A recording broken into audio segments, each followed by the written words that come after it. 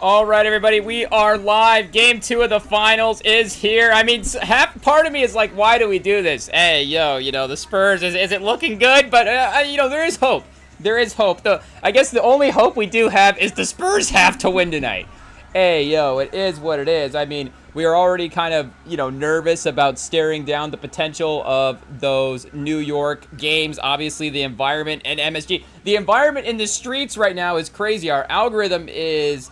And I mean, and I think New York has always been the center of sort of, can I say this specifically? On the street content. Hey, yo, chat. It says they have an alternate broadcast right now for the finals, the Above the Rim broadcast. Imagine, chat. Hey, yo, I think we know what that is, just over the backboard. But imagine Tupac and rest in peace. But Tupac and Dwayne Martin. Is it Dwayne Martin and Marlon Wayans and Bernie Mac? Is it just the cast of the Above the Rim, or does it have to be like a friend group in Above the Rim watching, I guess, Marlon Wayans, friend group. Marlon Wayans and Tupac were kind of hanging out a little bit there. I don't know, Tupac hanging out with Dwayne Martin as well, too, just watching the games, I guess. It is what it is. From the camera behind the backboard angle. Hey, yo. But either way, what were we saying? I guess, the Spurs, they do, they have to win. Oh, we were saying that, back to on-the-street content. I mean, I'm talking about, people doing interviews of people, just on the street talking about what are the vibes, how are we doing, what's going on. And I mean, the city is crazy right now. The city is just absolutely insane with these clips of these people going insane. I don't even know if I can show some of them. There's people, making comments that are just like, hey, yo. I guess, again, it just reinforces the passion that people have for the Knicks. But, chat, I'm looking at the score. I'm waiting for the bucket. Is it Wemby? What do we got? We got a 3 to start. Is it Champagnie? Oh, it's Vassell, chat. Hey, the Champagnie has been, consistent three-point shooter this game, but, or this playoffs. But Vassell as well, too. Been super clutch. Gets us started there. And, I mean... You can sense the energy was there when the crowd was when the lineup was being announced. But like we said before, there is a little bit of like, okay, now let's see what this team really is. Because even more so than OKC, and I think not the underrated thing, because did Brunson lose it out of bounds? No. IT's gonna have to get the closed captioning off of the. Oh, chat. Brunson buries a tough mid-range jumper right away. Hey, yo, when do we start making the Isaiah Thomas comps? When is it? Hey, yo, game 2 of the finals, I guess. But even more so than OKC, the momentum that New York has right now is crazy. And like we're saying, I mean, that's the fan base and sort of the what can be at times the delusion of the New York teams. If we say there, but it's been that like, oh, this is our year mentality in the past, and it's not even like this is our year to win the finals. It's like, is this our year that we're gonna finally turn it around? Whatever the version of this is our year has been, it has been that, but. For again this year, that's maybe why there is like the extra bit of craziness there, because the New York fans are maybe looking at this going like, we're actually not crazy. Like, this team is good. This team is historic.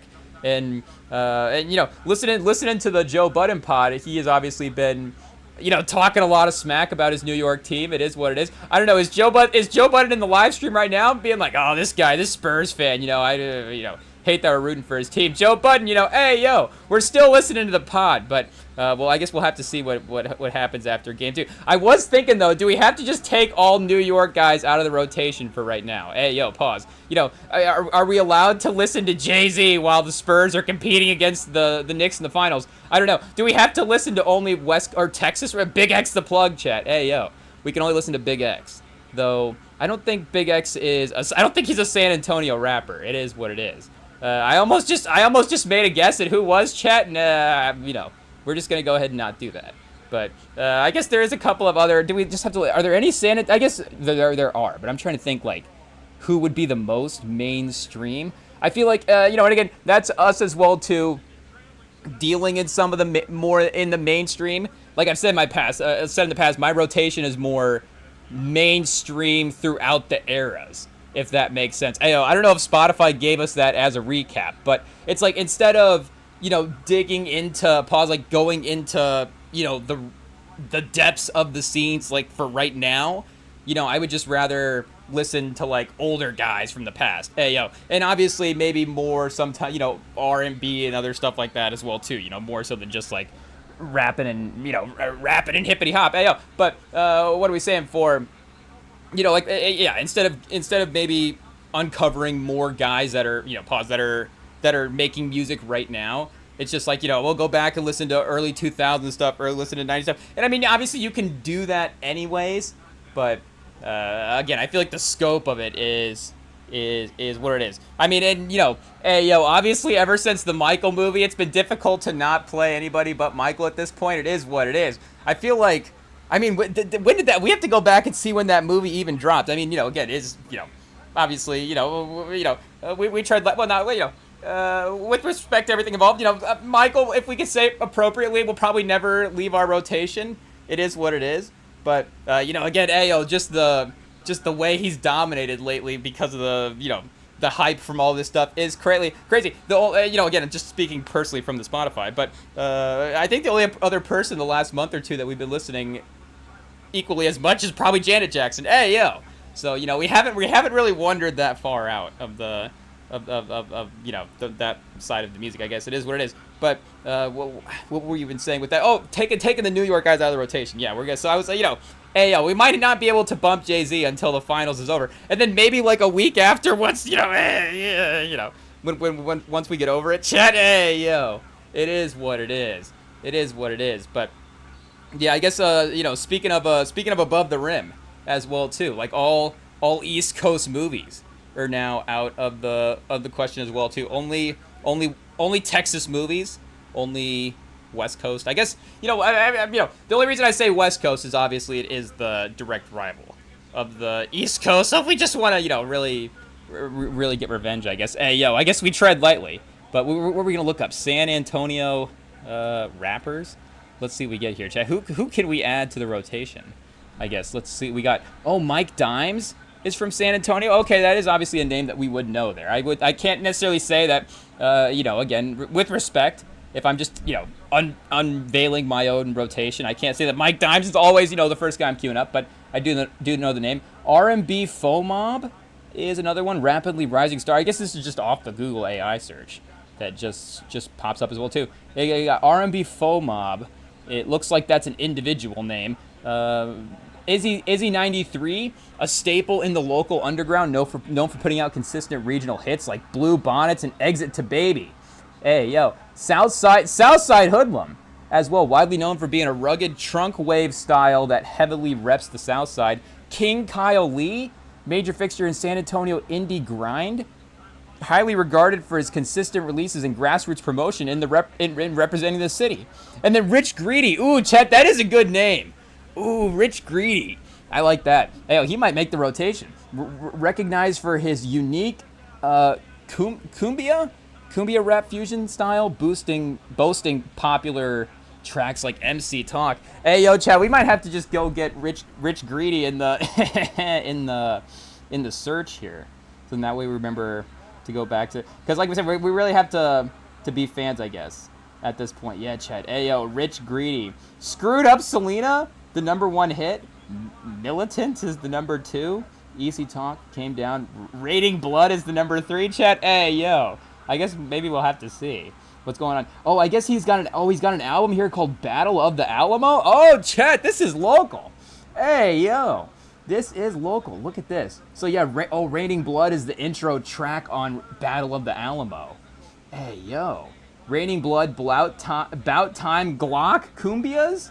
Came down, Militant, 10 p.m. in San Antonio. He's got a timestamp track. Hey, yo. Would you look at that? Rich Greedy, 10 p.m. in San Antonio. Either way, manifested. Pimp the Pen.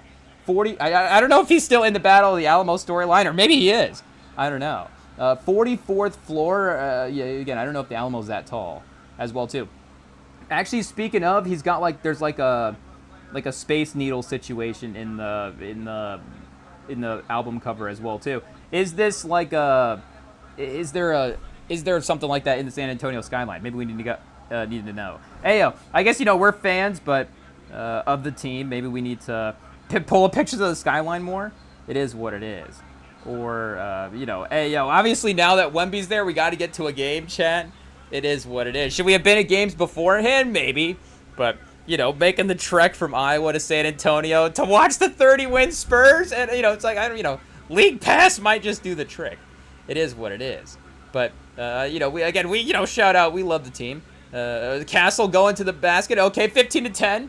I guess, the research on Rich Greedy there, the Spurs are still winning. I guess what do we have here? A short top 5 rappers from San Antonio. Do we have to compare top 5 rappers from San Antonio to top 5 rappers from New York, chat? Hey, yo. Nas, Jay-Z, Biggie. I guess. Does New York need do they need a 4 and a 5? They might not at that point. Then just Wu-Tang as well just takes up the rest of the spots. Like there's, now there's too many guys in the list. Hey, yo. Shaquille O'Neal. There's a Shaquille O'Neal. Oh, Megan. They got Megan Thee Stallion on the list as well, too. I would have thought, I guess, yeah, for Texas, I guess. But I was going to guess Houston for some reason. But then as I was thinking about that, I was trying to think, have I seen her at, like, some Dallas? But I was like, oh, yeah, obviously she was dating Clay as well, too. Hey, yo, we tread lightly as well. So, I don't know. But, I've never seen, I'm just trying to think, I've never seen Megan repping the Spurs. I feel like, Chad, I mean, we would have loved that at some point, but yeah, I guess the rival obviously went over to the Mavs there for a second, but hey, yo, Megan Thee Stallion, if you want to root against the Mavs, make no mistake, I think investing in Wemby, again from a fandom standpoint, could be good. Hey, yo, Chad, is Megan Thee Stallion gonna have like an Angel Reese situation where she's just posting clips of Wemby just dunking all over Klay Thompson? Next time San Antonio, and I'm not saying, again, it doesn't have to be a dating situation, but she could just be courtside at the game, just be like, hey, yo, enjoying the time at the hometown, and it's just Wemby just swatting Klay Thompson for 3. Hey, yo, so we'll have to see in that rematch, I guess, how that goes. Castle could definitely have like a couple of good highlights over Klay as well too, or it's just like the Klay Thompson revenge game. Klay Thompson drops like 42, Megan Thee Stallion's at courtside, so hey, yo.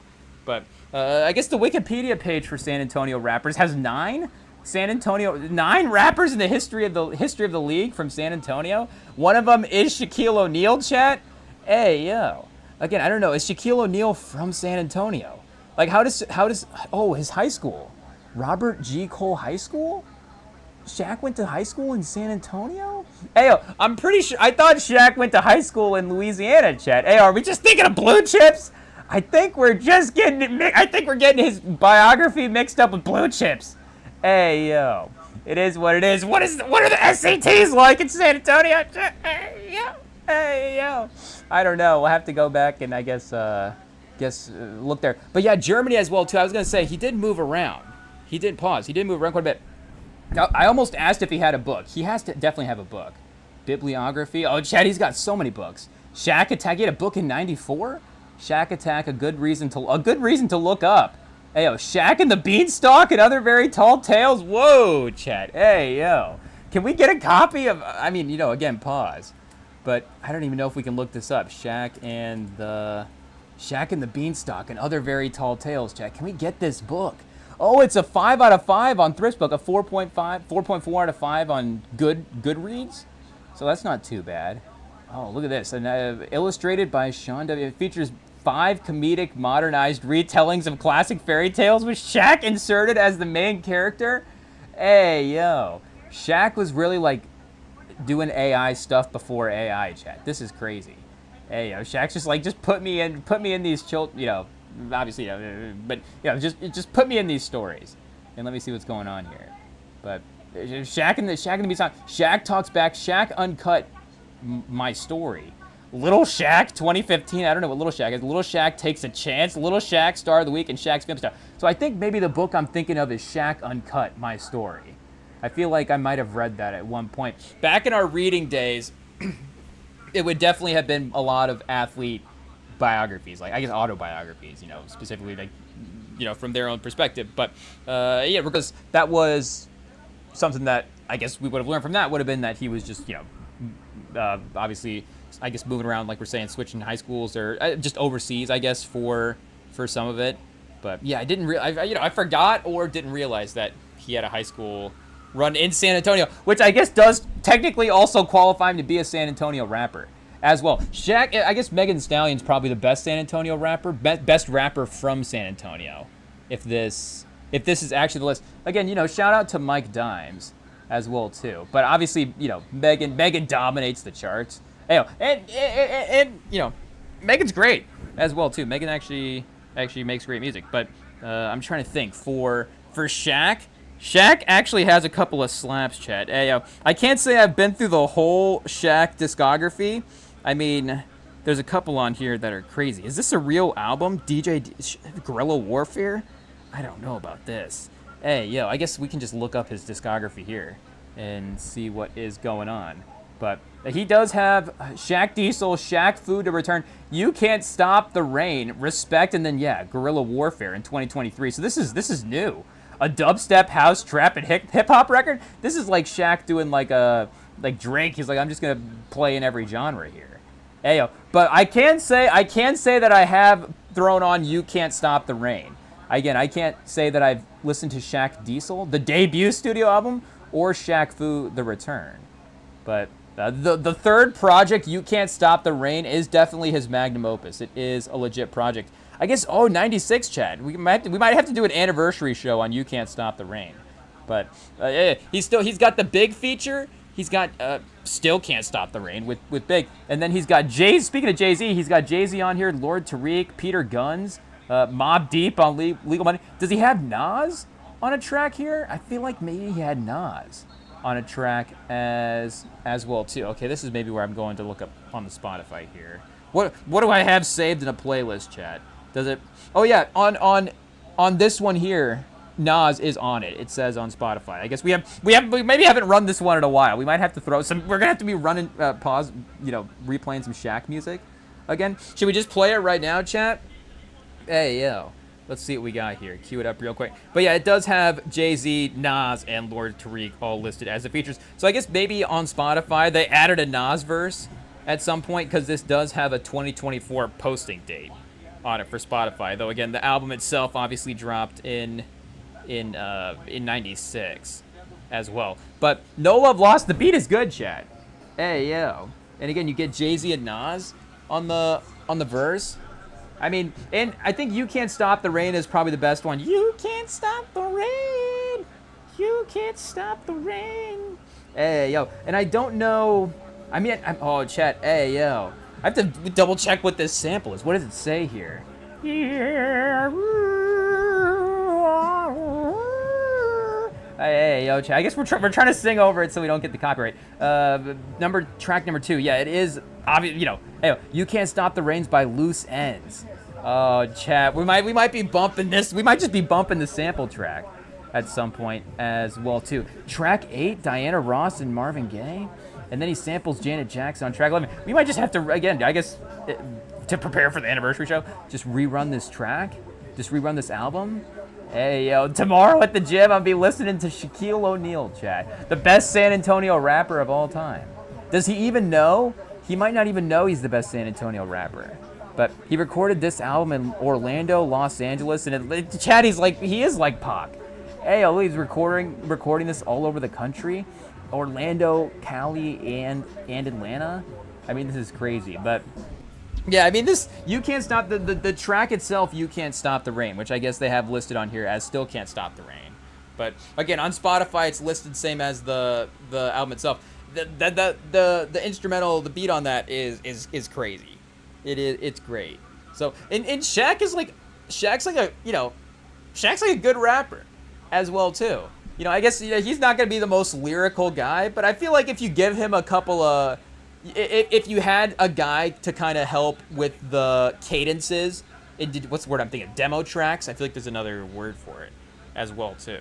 But if there was another artist there as well too to help Shaq figure out some of the cadence stuff, he sounds good on the mic. So again, it makes sense as well too. It could be we might have to do an athlete album ranking at some point. That would be interesting. I would be curious to see. well, I guess maybe we train lightly, but I'd say maybe there's like some singing albums or something that maybe somebody's done. I don't know if the singing albums would be better, but then I was thinking it's just some other sports, maybe, I don't know, I was thinking maybe in the more male dominated, because that, I don't know, for some reason that seems to be the funnier sort of crossover thing, obviously, is the NBA, and it's the specifically more so the NBA to the rapper thing as well too. Even in the NFL, like they're just not the same obsession with the NFL guys trying to. I'm trying to even think like who right now can we think of? Oh, I guess speaking of singing track, remember Darren Waller dropped that track about, I guess it wasn't like a diss track, kind of like a shade, whatever, after him and Kelsey Plum separated or whatever. I guess I don't remember the full details there, but I think that might have been a country song as well too. I think we will not be replaying that one. For some reason Antonio Brown has a Spotify, of course, classic. I want to say maybe, does Odell? Hey, Chad, I tread lightly, but there's just like, did Odell drop a track? Maybe he's just in like a music video or something that I'm thinking of. Okay, Odell does not have a Spotify, but OBJ? Is there an OBJ on Spotify? Chat, I guess it does not seem like IT can confirm that there is OBJ on Spotify. Here, let's see, artist. Oh, wait a second, OBJ. No, that's not Odell Beckham, so... yeah, it looks like we might be... it looks like we're getting that wrong. It is what it is. But, yeah, either way, for... what are we saying? For the NFL, they just don't have quite the same... They just don't have quite the same interest in making music that they do in the NBA. Best NFL rappers. Let's see what we get here now for this answer. Again, Darren Waller does not count. Chad Thomas, Major 9, widely considered the most legit MC ever to suit up in the NFL. Whoa, a former third-round pick and defensive end for the Cleveland Browns. Thomas is a skilled rapper and has even produced tracks for Rick Ross. Whoa, Chad. Ayo, Major 9 is maybe a little bit of a pause, but let's see if we can find him here on Spotify. Okay, the Major Pain soundtrack pops up. Okay, yeah, here we go. Major 9, Soul Ties, What's Love, Ready for War. Hey, yo. Let Me Vibe, Places I'll Go, just to name a couple of the tracks. He's got a album from December called Canine as well, too. So, shout out. Seems like, according to Google, yeah, the widely considered the most legit MC is pretty fun. Oh, Dion. Wait a second, chat. Here we go. Can we find this here on Spotify? Let's see what we get. Prime Time. Of course it's called Prime Time. We should have just looked that up just to see. Okay, we've got the tracks from Watch the Throne, Big X the Plug. We got a Janelle Monáe track called Prime Time. Okay, Deion Sanders the artist. This might be a new Encore the Remix 2004. He may have dropped a new single in 2004 as well too. But I don't know. Maybe Prime Time is not on Spotify. It definitely has to be on YouTube though. Here, let me go check out real quick. Just do some quick investigating work and see what's going on. Prime Time 1994. Is this like a movie as well too? NFL Prime Time. Okay, there's some weird playlists popping up.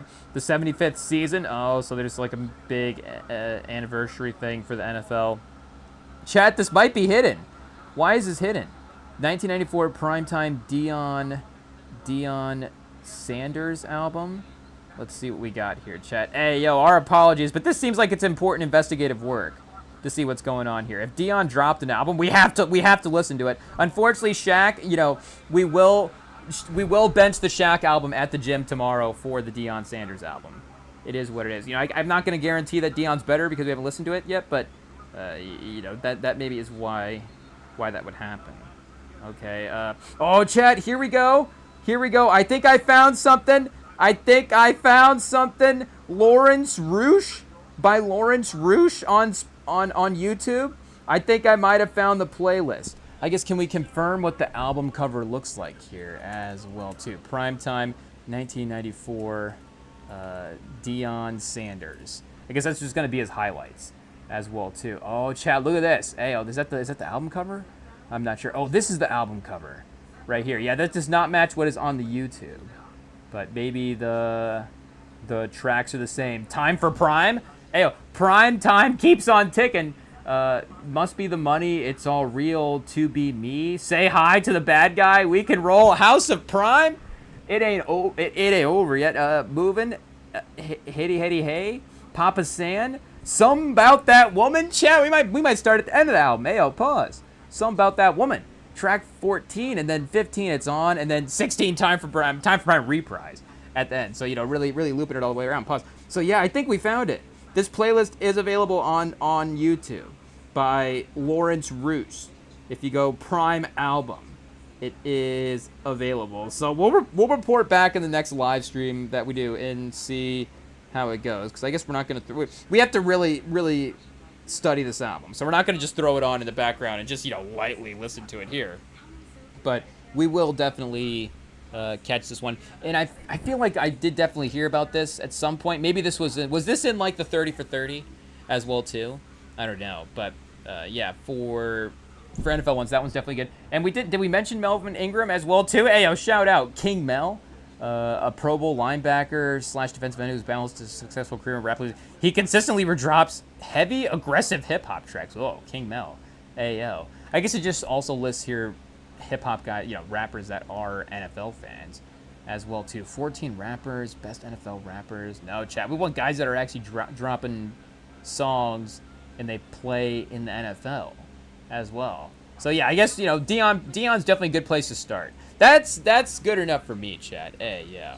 So I guess Shaq, San Antonio rappers, but so I guess can we claim Dion as a San Antonio rapper?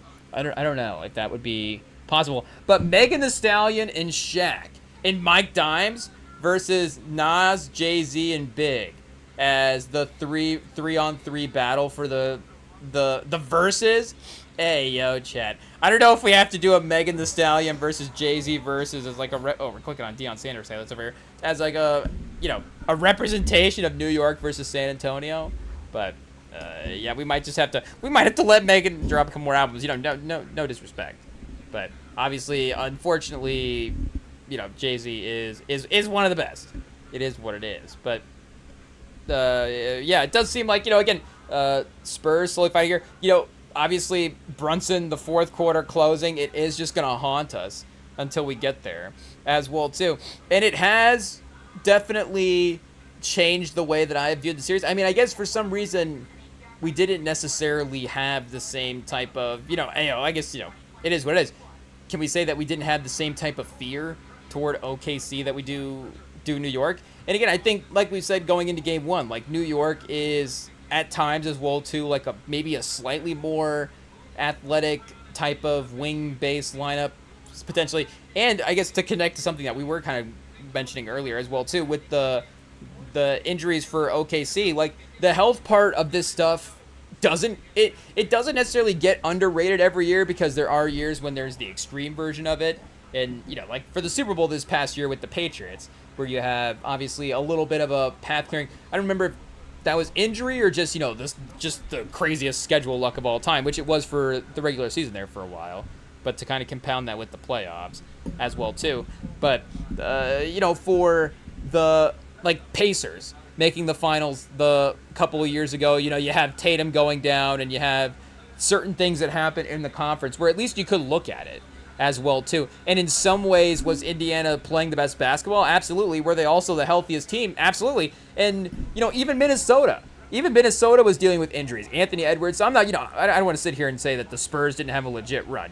And literally every year, injuries are going to be something that you can look at the team's past and be like, that is involved. But again, because it's the reverse of that as well too. Being healthy matters, and it is a little bit of just crossing your fingers and hoping that everybody kind of makes it there. I'm sure, the appropriate way to sort of manage the minutes throughout the season, but then just making sure that the training regimens and the recovery and all those stuff, and for the player discipline as well, too. Everybody just taking matters in their own hands to sort of, stay on their game in that type of way. Like, there are things that you can do to prevent that, but then there are going to be the certain things that happen that you just can't account for as well too. And then, like we're saying, OKC last year, do they win the finals anyways? Were they the best team in the league? They had the best record, absolutely. Also, Halliburton, tears his Achilles. And again, that's a major example as well too. But go back a couple of years where you have Klay Thompson and speaking of Klay, you have Klay Thompson and Durant getting hurt for the Warriors. So being the healthiest team in the league does matter as well too.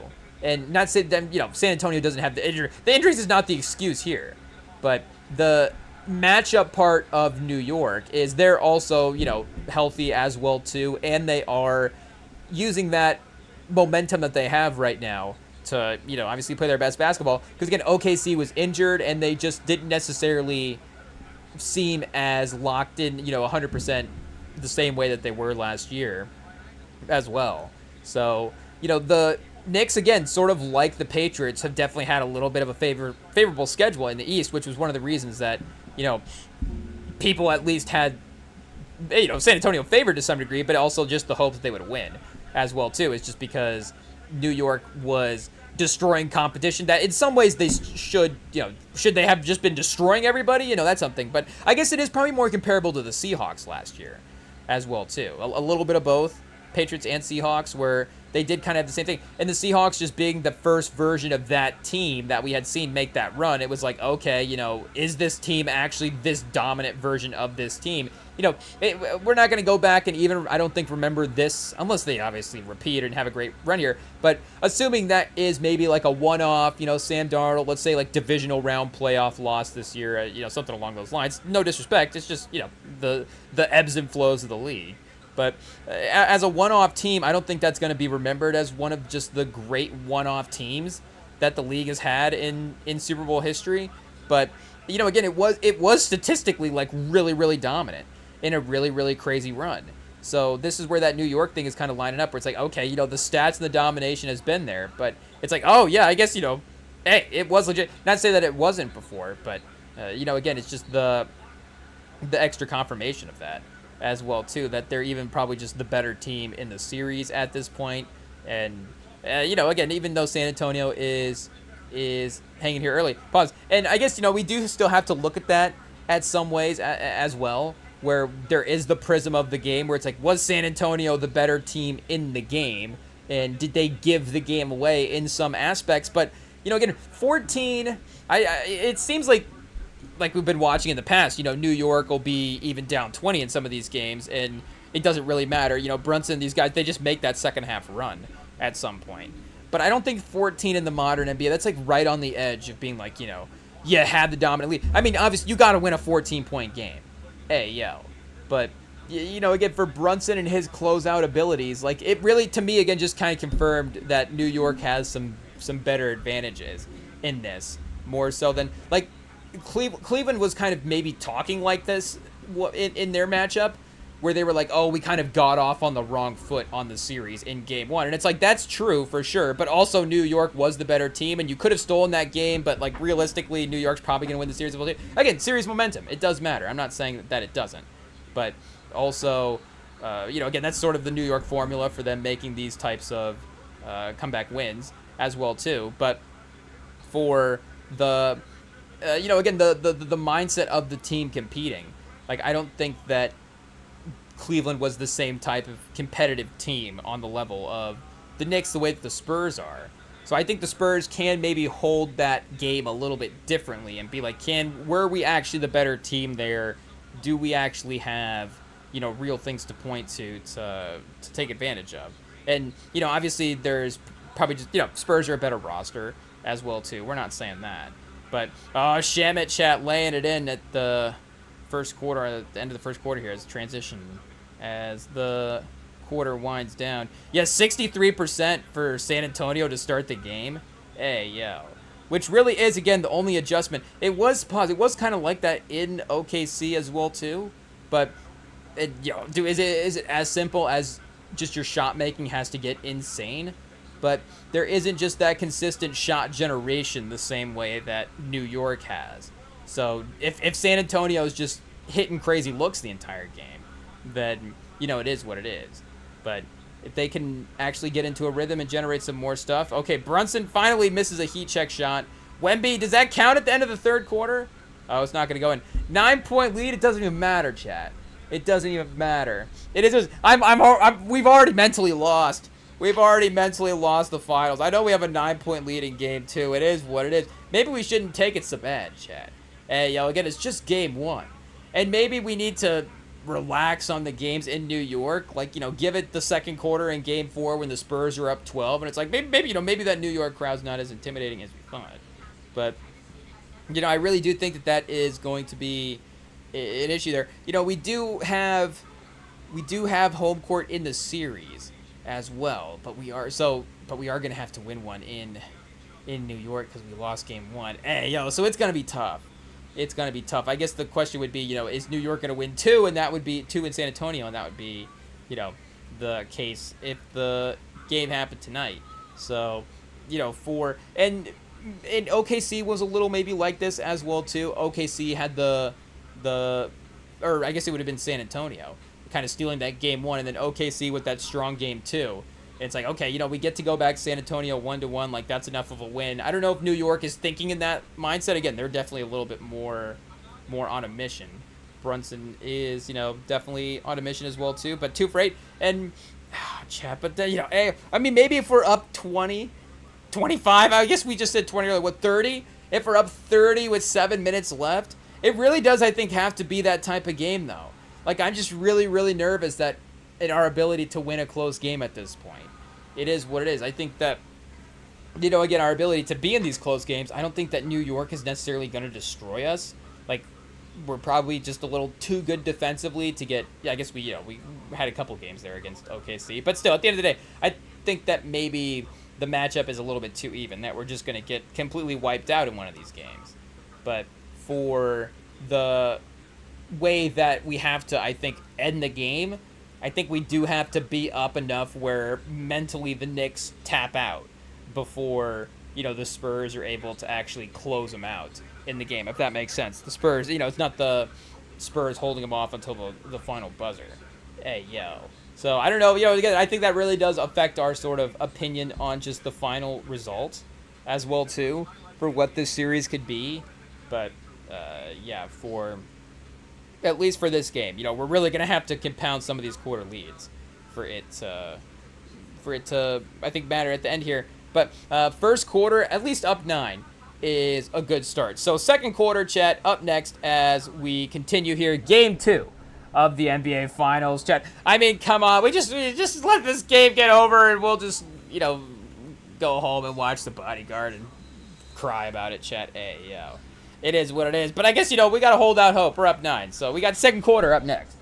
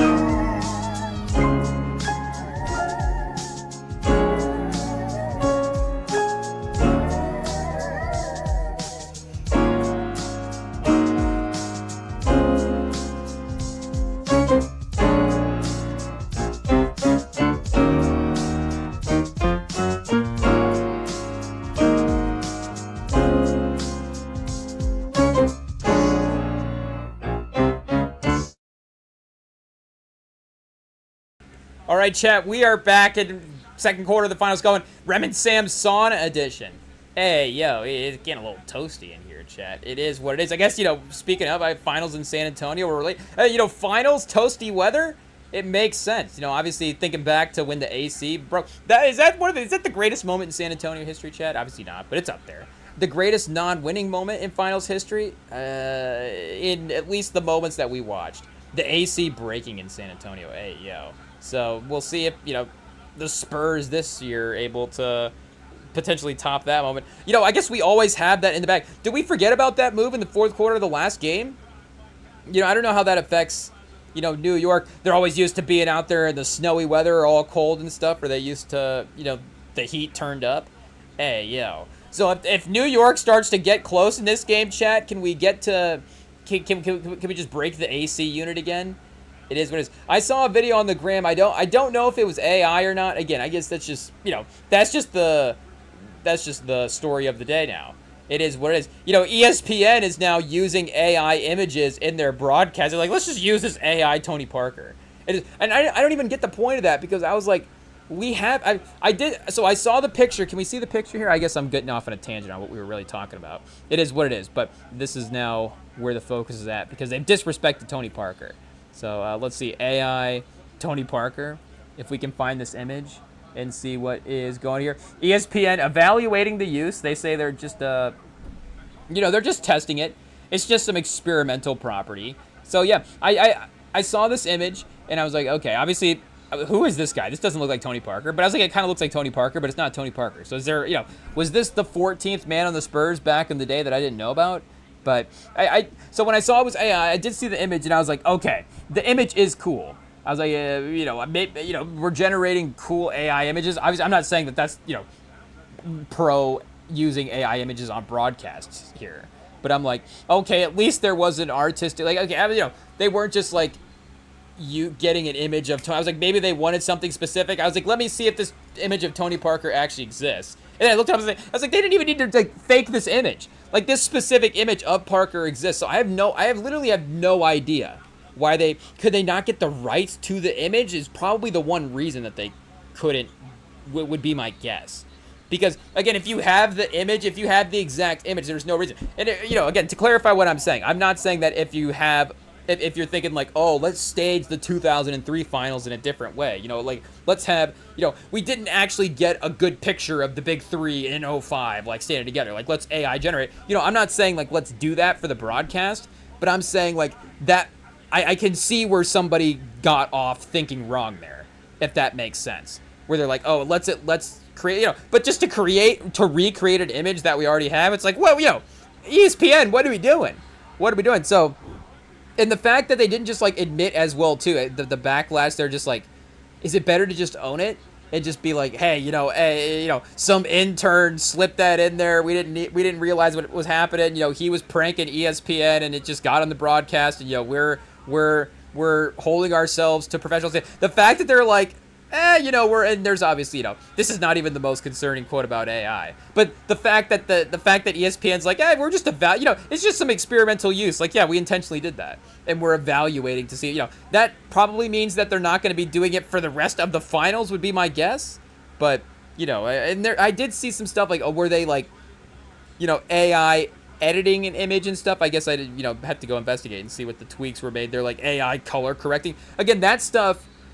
You know, again, I don't, you know, what am I, you know, I guess I'd have to see the images, you know, how much are we doctoring it here?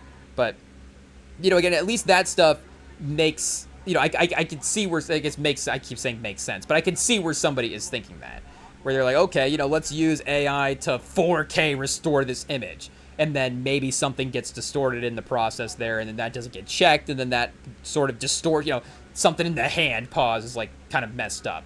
And it's like, oh, that's slipped on the broadcast. It's like, okay, it's still the image, but then they were using the thing and it got messed up. Like, that makes sense. I don't think that's what was happening here. Where they're like, hey, let's 4K restore this image of Tony Parker. And that's like, whoa, hey, yo, that's not Tony Parker. I don't know what happened. But, yeah, you know, again, obviously, one of the great, you know, now looking at it, one of the great real images as well, too. It really is. So it's a bummer that, you know, the AI generated it. But, I mean, we did also have apparently we had an AI-generated artist that was #1 on the charts this year. I didn't even know how that was possible because I still haven't actually heard an AI-generated song, like, play at work. Maybe I haven't realized it. Or, you know, and again, maybe it's just the fact that I only listen to, you know, 3 different artists. But I still haven't stumbled onto the AI artist yet, or had the AI artist be recommended on Spotify, where it's like, oh, you know, now it's just playing random tracks. I didn't play a playlist, and now it's just playing random tracks. It's like, oh, you know, who's this guy? Oh, wait, it's an AI artist? Like, I still haven't had that moment yet. So I don't know. And maybe the TikTok stuff is being factored into the charts in a different way now as well, too. But, and maybe, Drake, hey, yo, number one on the charts in the era of when an AI artist is also number one. Come on, what are we doing here? Are we really passing Michael? It is what it is. But, either way, I guess, I don't remember exactly what the original point was for the image there. But, tough stuff for ESPN. We're calling them out, chat. Hey, yo. Rem and Sam call out ESPN for AI image use, but I mean, it is, it's not a good look. It is what it is. Not a good look. We're gonna boycott the ESPN broadcast. But we have to voice our disappointment. It is what it is. Does it matter? Will ESPN, will Disney look at that and go, I guess, we won't use AI anymore. And I'm trying to think, and there is like Monday Night Football. They have those random sort of, I'm going to say cartoons, like I'm an old man. They have those little cartoons in between some of the stat stuff. Like, again, all that stuff being AI generated versus, and, I'm not saying take away the job of the VFX artist. Maybe the VFX artist, the OG VFX artists themselves is like, hey, I'm kind of interested in AI prompting this stuff. And maybe they're going that route with it. Again, that makes sense. It's already, a fake image. It's already animated in a different way. It's like, we're just, a lot of times it's not even, again, like, it'll just be like almost action figure type stuff. So that, or it'll be like parodying a scene from a movie or something like that. Like, maybe they don't quite go that route with it, but it'll be parodying like some sort of thing. And, again, that stuff, if you're using AI there, obviously for the graphics packages, hey, like there are, I guess, uses for it in the broadcast, but in terms of making actual real images to put up there, like, what, are we gonna start AI generating highlights? Like, imagine if Wemby dunked from the 3-point line and it's just Wemby just soaring in, or NBA final, like, or I guess this would be interesting as well too, like NBA Finals Space Jam version, like that could be interesting because again there's an idea there, so that would be, and that would honestly be better than. What do they do for the football chat? Slime? Pause. Hey, yo. But I feel like that is honestly way better than the slime version of the broadcast. Is NBA Space Jam broadcast, where if you could somehow, animate Wembanyama and his arms are getting really, like, crazy, and then, I don't know, if you can have one of the teams turn into Monstars or something like that. Maybe the team, if you go on, like, a 10-0 run, at some point in the game, all your players get animated into Monstars. It's like, the team's going crazy or something like that. I don't know. But, again, I guess we could think of some stuff. But, I don't know exactly the real-life crossover. And I guess in some ways we have said, would we watch an AI basketball game? But we wouldn't watch an AI basketball game of basketball now, if that makes sense. Or imagine, Chad, it's like, this holographic basketball player is going to be playing in the NBA. It's like, how do we even pass in the ball? Or a robot or something like that. Like, if we start getting robots in the NBA, chat, I hate to, are we going to discriminate against the robot community, chat? I mean, it is what it is. I don't want to necessarily, put that out there as a worldview, start opening up the world for that type of thought. But, if it's the robots, I don't know. I don't know if they can, they're taking human jobs. They're taking the point guard spot. It's like, what's going on here? I didn't expect that. I guess it was like, chat's not enough if it's the factory worker, but it's like, once it's the point guard for the Knicks, it's like, oh, now this is too much. It is too much. But the impossibility of that. It's like, what would happen here? And again, we said, would we watch a holographic basketball game of legends in the past? Or like a recreation of, a real life holographic recreation of the 1984 final. I'm trying to throw like a random Bird versus Magic finals. Like, that would be crazy as well too. I have always thought about it as the hypothetical matchup because I just would want to see that. And it's like, why would you want to see the holographic thing? But it would be because you could sell tickets to it. I hate to be also a greedy businessman on the other side as well too. But, if you're just you can rerun the game on TV for sure. But imagine, chat. I guess it would have to be a Bulls game, right? It would have to be that Bulls-Lakers finals, probably. Or maybe it could be Bulls-Jazz. It could be that Last Dance finals game, that Game 6, Jordan's last finals game. It would probably be that one, right? If we looked up NBA history. Is that like the most viewed game in NBA history? I guess most viewed game, again, might be Bird Magic or something like that. Most viewed NBA games. Let's see what we get here. Top 10 most viewed games. Then, oh yeah, it is Game 6 of the 98 Finals. Okay, 35.8 million. Ayo, I guess game 6 of the 93 Finals would be interesting as well too. It did have over. Oh, chat. I guess. See, the thing is, if we start holographically recreating the 2016 Finals, like that'd be crazy. But it would have to be a tour. Like that'd be the only way it makes sense. It's like the NBA is doing a summer tour, a city-to-city tour of their holographic technology, and it's like you can go watch the Game 7 Finals in person. Like that would be an interesting experiment. I don't even know how they would make that work, but again, the 93 would be interesting because you would have Barkley in that, and Barkley obviously, as famous as any of, almost as famous as any of these guys in some ways. Is he individually more famous than Malone and Stockton? Probably. In some ways, obviously Malone had a Lakers run in there as well too, and but and that's probably the reason why we want to see the Suns instead of the Jazz as well too in this holographic game. But Sonics as well too, pulled 25 back in '96. I guess no Lakers versus here we go, Lakers versus 2010. I guess still not quite. 87. Here we go. This, I feel like this starts to get back far enough where, again, this not to say that, Magic is not like that old. Bird's not like, shout out. But, again, that starts to maybe get back far enough in NBA history where it's still, and people would still want to see it as well, too. The technology itself probably would be good enough if it was like, would you want to see Wilt versus Russell? Like, yeah, absolutely. But there is also probably other reasons why maybe we wouldn't want to, recreate too many games from the 50s as well too. It's like, do we just want to tour the version of the NBA where it's just, 9 white guys on the court at the same time? And I guess, obviously we don't want to disrespect the players in the time. Like, the Celtics were, very diverse team. There was, obviously great players in the league back then. Shout out.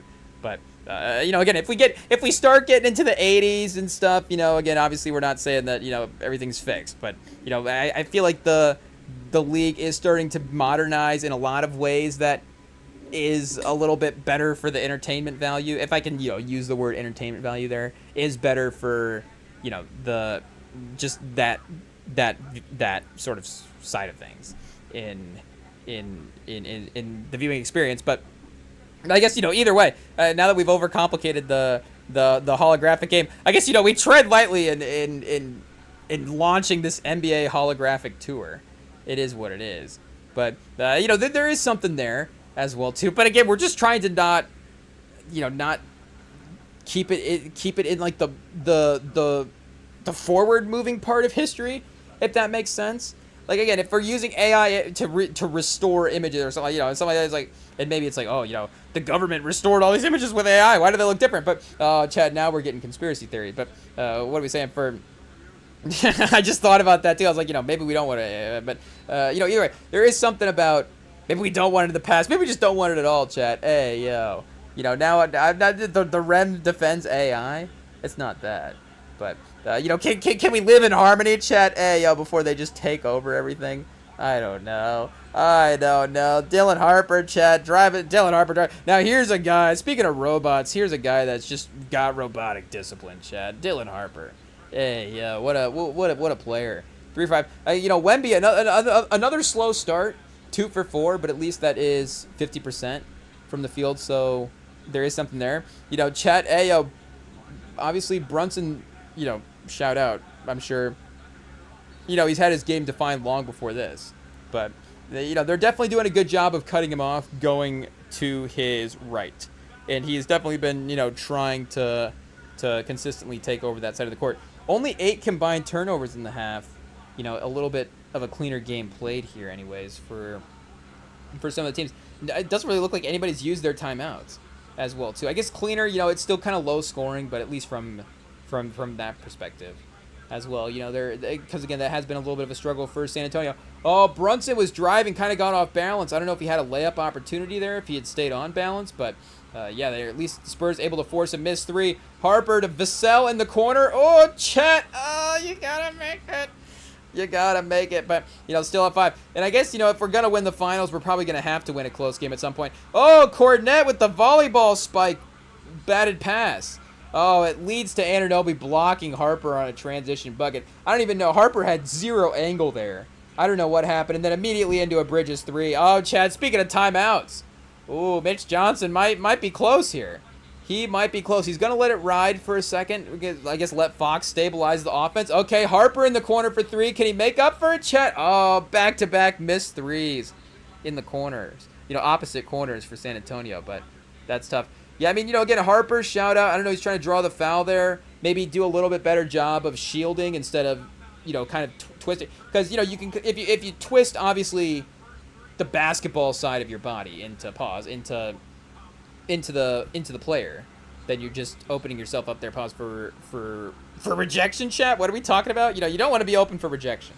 Hey, that's the one thing you don't want. But if you can, obviously you got to shield. Yeah, let's just give Dylan Harper some advice here, chat. Hey, Dylan Harper, just timestamp this part of the live stream so you can tune in later and be like, oh, okay, that is good advice. I didn't think about that when I was driving to the basket. Hey, chat, it is what it is. What would we do in that scenario? Yeah, if I was driving to the hoop there, if I was Dylan Harper, I would have just jumped up and dunked on Anunoby. Hey, that's what I would have done. I probably would have 360 spun between the legs, probably, been the first guy ever to backflip dunk on a guy. Hey, as long as I can get a 2-step gather on Anunoby, chat, he's cooked. Hey, he's done. So, obviously, Dylan Harper, take our advice. Hey, we know what we're talking about. But now what are we reviewing here, chat? Hey, Tony Brothers back. I guess it does seem like it's been a pretty chill game so far from the free throws. Hey, chat, we're cooking. I guess it's even though. It's even, but 11 to 14 so far. I guess we're 5 minutes in the second quarter. Yeah, so these teams could cruise to. Are we gonna get both at 30 plus, chat? Hey, Tony Brothers, he loves doing his job, chat. Some guys just love being a ref. It is what it is. Some guys love watching basketball, and some guys love being a ref. I'd probably watch a little too much basketball. It is what it is. You'd be like, hey, have you called a foul in a while? Be like, oh yeah, we got to do that. I don't know, but and then some guys are like, you know what? I'm here, and I'm calling the game, and you are gonna, you're gonna know what's up. But yeah, shout out, obviously, a legend in the reffing circles. Oh, chat. Hey, the cat Wemby's hype has started, and Cat is cooking tonight as well too. Obviously, are they gonna trade Chet for Cat? No, Chat. Hey, is Cat more untradeable than Giannis? Hey, what's happening now? Well, I don't even know where that take came from, but I think it's because that Cat has been in some trade rumors with Giannis, and it would have to be a sort of 1-for-1 style trade. I think because of New York's salary situation and because the fact that just Towns is pretty close, I think, to where Giannis is at in salary, that would make sense. Fox 5 for 8 tonight, 12 points. It's been enough every other game for him at this point that this is not to say to be expected, but it's like, okay, he's gonna have the good performance, he's gonna have the bad performance. It is what it is. So I guess we'll just have to see in the off season. Is there more consistency? Like, what's going on there? Like, is there something? No, whatever the call was, it is in favor of San Antonio. Hey, Tony Brothers gets a standing ovation, chat, from the Spurs crowd. You love to see it. I do like the camera angle. I don't know if they have it mounted a little bit differently where the refs are at. It does seem like they've upgraded that slightly, where it used to be just kind of like maybe like a camera sitting on the table, like looking up at them. At one point, I don't know, we have to go back to those early days of the ref, and like some of the refs too, like figuring out the mic presence as well too was pretty funny. It was like, okay, shit, it made you appreciate the NFL guys from that standpoint, where like it does seem like a lot of them get up there and confidently go through the call. I mean, there is more of a script though for the NFL, and that was the thing. There was no like rhythm of a script for the refs, so just like they get up here and like, what, I have to improv this whole call? What's going on? Bill Kennedy's the only guy that could hang there for a while. Hey, I don't know if that's a pause, but either way, for a while he was the only guy that could, he's the only guy that could stand up to the challenge and actually entertain he actually stood up and delivered above and beyond. Still does, obviously, because he's entertaining, and he's probably the best ref at delivering calls in all of sports. To be honest, I feel like, Sean Hockley is an interesting one. He's either by far the worst or he's the best because it's just so chaotic when he's delivering a call, where you're just like, we're just getting a TED Talk every time that he's delivering a call. It's, again, there is an entertainment value to that, where at least he's got like a distinct sort of style, if that makes sense. Like if I saw the transcript of everybody, if all the refs making a call, like, you would easily be able to spot Sean Hockley's, because it'd just be like 6 paragraphs of like, what is it? You're like, is this the whole game, or this is just one explanation? He's like, so then the offensive linemen, they started on their back foot. So when you're on your back foot, that usually means that you're going to be, actually maybe, but in run defense, you don't want to be up there. So now you're going to be starting in this, so your momentum is going to be up. But then because the lineman was better, he was holding the guy going back to his left, and it's like, okay, Sean, just tell us it was holding. Hey, yeah, just get to it. But I guess the point I meant to say was I like the angle of the crowd just cheering behind Tony Brothers as he just makes the call. And it's just like, yeah, just like he's like, like he's Cat Williams or something at a stand-up concert. He just like hit the punchline. He's like, or it's like what's that Dave Chappelle punchline where he says the punchline? Hey, yo, Jed, he says the punchline before the joke and then he lands the joke. I forget what the punchline is. We might have to go back and check that one out. Or I remember part of it, but I don't know if I could. I don't remember if I remember enough of it to say it eloquently, chat. Hey, yo, it is what it is. He's kicking some. I don't remember exactly, but what are we saying? For it's like Tony Brothers, and then the call on the field is, I kicked her in the butt. It's like, the San Antonio crowd's like, yeah.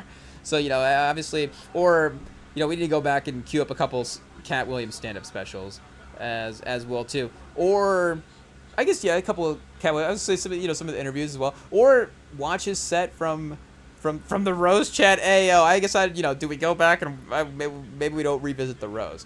I haven't honestly seen really anything from the. Well, I guess we've seen the conversation obviously around the roast, and that is the main reason I was like, okay, this is obviously not the roast to tune into as well too. It seems like the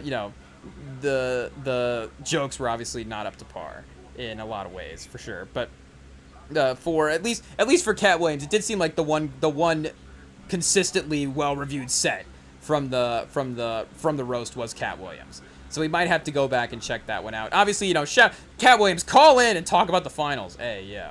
We've been trying to get Cat Williams booked, but we've just been so busy, Chad, that we've just had to, we've had to keep telling him, it is what it is. But, so one of these days we'll just, we'll be able to actually sit down and get Cat Williams on an episode. So we're sorry about that. We know we've been teasing it for a while. We know if Cat Williams is Cat Williams on X? I'm not sure, but is Cat Williams on his Twitter just being like, I'm just waiting to go on the Remington pod? I guess as we lightly get into a Cat Williams impersonation there. I guess that was not even Cat Williams is what check Cat. Hey, I guess do we even try? Hey, yo, this is a new segment where we like queue up an impersonation and then just bail. It is what it is. We're the only impersonator in the business that doesn't actually do the impersonation.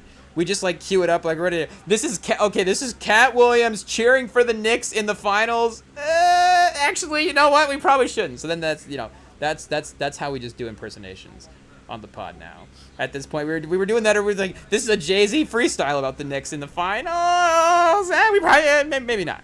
Maybe we'll work on that one a little bit. So I don't know who's next, Chad.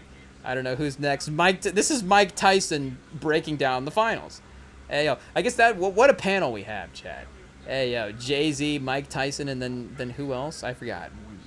I don't know why I was going to say Leota. Do we need Ray Liotta impersonation? Hey, yo, I feel like maybe an unpersonable guy. No, not unpersonable, but I don't know. You'd really have to craft a good presentation there. I feel like it'd be more in the facial expressions. Obviously, rest in peace to the great Leota, Chad. Was Leota also a Knicks fan, or are we just thinking he's a New York guy because of the Goodfellas Association as well? I guess they don't really talk about the Knicks and Goodfellas. Maybe it's more of a baseball sort of situation there with the is that the Italian mob? I don't know. Irish? Is there some Irish situation there? I guess I don't know what's going on. But you know, I feel like at that time, was it 40s or is Goodfellas set? Goodfellas is not like set in the 40s, is it? Hey, yo, it's set kind of in the 70s. When was here we go. Goodfellas set. Let's see what we've got here. What year? Goodfellas takes place between 55 and 80. So yeah, the Knicks would have won the finals in Goodfellas at some point. Maybe near the end. I guess if it would have been, well, no, it would have been in the early 70s, right? I was going to say if it was the late 70s into the 80s, then, but is the 80s, oh, here we go. I guess we got the time. I was going to say, is the 80s when he's in Arizona, like living out? But no, the 80s is his arrest. So yeah, again, maybe the if that would have been the time of the Knicks run, then it's like, okay, that makes sense. Henry's probably not going to be as locked in on maybe the sports world while he's running around from the narcotics helicopters. But the 70s there, the 69, like Henry in 69, if he was born in 55, but the movie, if he's like 13 or whatever, 14 in 55, I guess we're bad at math, so we're just gonna have to say 15. If he was 15 in 1955 when he starts working for the mob, essentially. I guess it probably just does say on the Wikipedia page what. Yeah, I guess yes, it says here in 1955 as a teenager. I guess it doesn't say exactly what we're talking about, but yeah, 15. Then if they win the finals in 1970, then he's a 30-year-old man. It's like the peak of his life. Hey yo, like he just pulled off the LaFonza heist and the Knicks just won the finals. Was that the same year? Like Henry Hill must have just been living, Chad. Hey, yo. I can't believe they didn't go to a Knicks game at that point.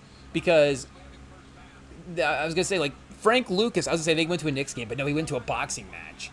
That's what it was. American Gangster, they go to a boxing match. So maybe Frank Lucas probably shouldn't have been at a Knicks game. He probably shouldn't have been at the boxing match. In the fur coat, hey, yo. But, we could have had just, write that into the movie. I don't know. Do we have to go back and look at what other stuff they made up from that movie? But if we're just making stuff up sometimes, then just write in the fact that he went to a Knicks game at some point. Just Frank Lucas. I guess it doesn't have to. But I think the boxing match was at MSG though, was it not? I don't remember exactly who the fighters were. I know that that's one of the iconic ones. I don't think it was Ali. Hey yo, am I not remembering properly? I guess here we can probably. Is it known as the Frank Lucas fight? But if we look that up, I guess we'll know. Hey, yo, Chad, obviously, what a legend, the get-up. But 71. Oh, it was Ali. Oh, I was just going for the hot take there. I didn't really have any reason to say it wasn't, but just for the hot take of it. But yeah, it was Ali versus Frazier. Of course it was. Rest in peace. I was seeing the reports today, or over this past week, of it being a decade since he passed away. And I do, obviously, that is probably just going to be one of those sort of events. I guess you don't necessarily know, like, what are going to be, those celebrity sort of, if I could say respectfully, those celebrity passings that are going to be the ones that really stick with you in a way, But, and again, it can be for a variety of reasons. I don't necessarily want to tread down the path of the ones where you're like, oh, I remember, where I was there when that happened because of because of maybe the shock of that. And not even to say that, again, obviously there are people that have like actual trauma associated with those types of things, but just for the sort of memory impression that can leave, and obviously just the sadness that you feel as a fan as well too, to lose somebody like that. But there is also, if I can say respectfully to Ali, he was 74, but there is a legend sort of going to the end of their run. If I could say, there is like a legend running the race, sort of a factor as well too, that you can get from some guys where it's like, again, like you're just like, man, like that's a life right there, Chad.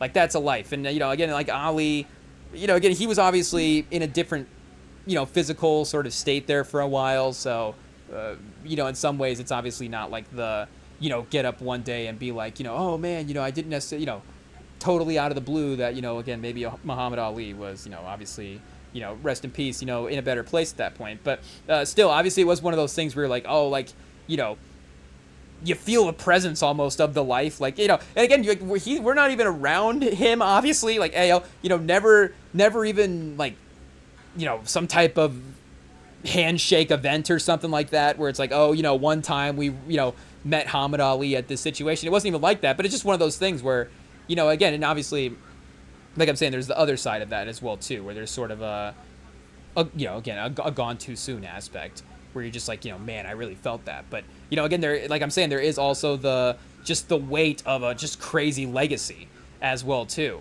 where you're just like, oh, that's like we're saying, that's just a real person you have to celebrate there with the things they accomplished, both professionally and just what they were striving for as, a person, kind of pushing, if we could say philosophically as well too.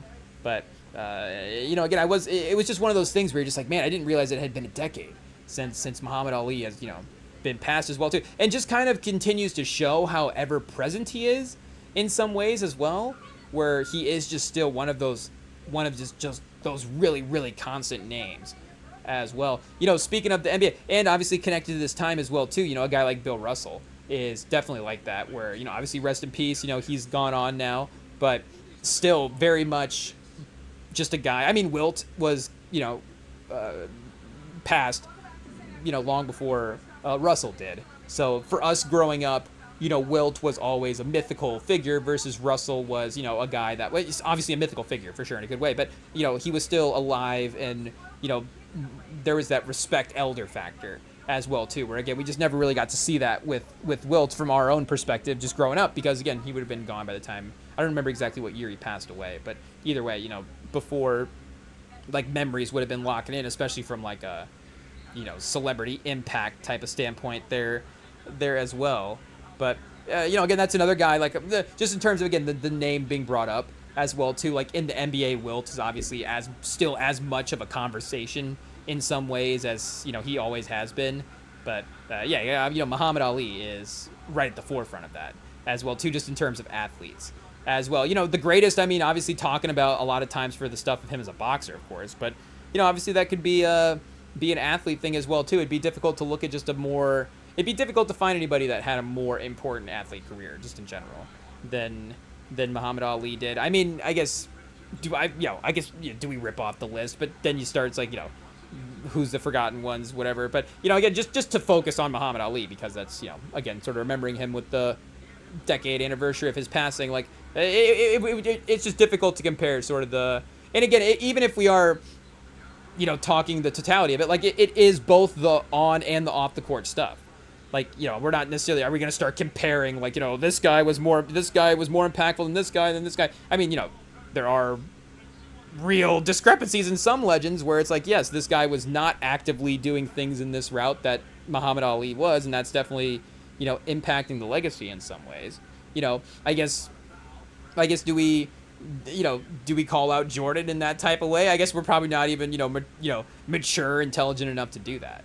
But it is one of those things, like, you just know the weight of Jordan. Like, and, again, if I could say respectfully, like, it's a great basketball legacy. And maybe there's no need to even bring up a name as well, too, to just, we don't necessarily need to bring up another name to elevate Muhammad Ali. We don't need to push down to elevate Muhammad Ali. We can obviously just celebrate the great life that he had.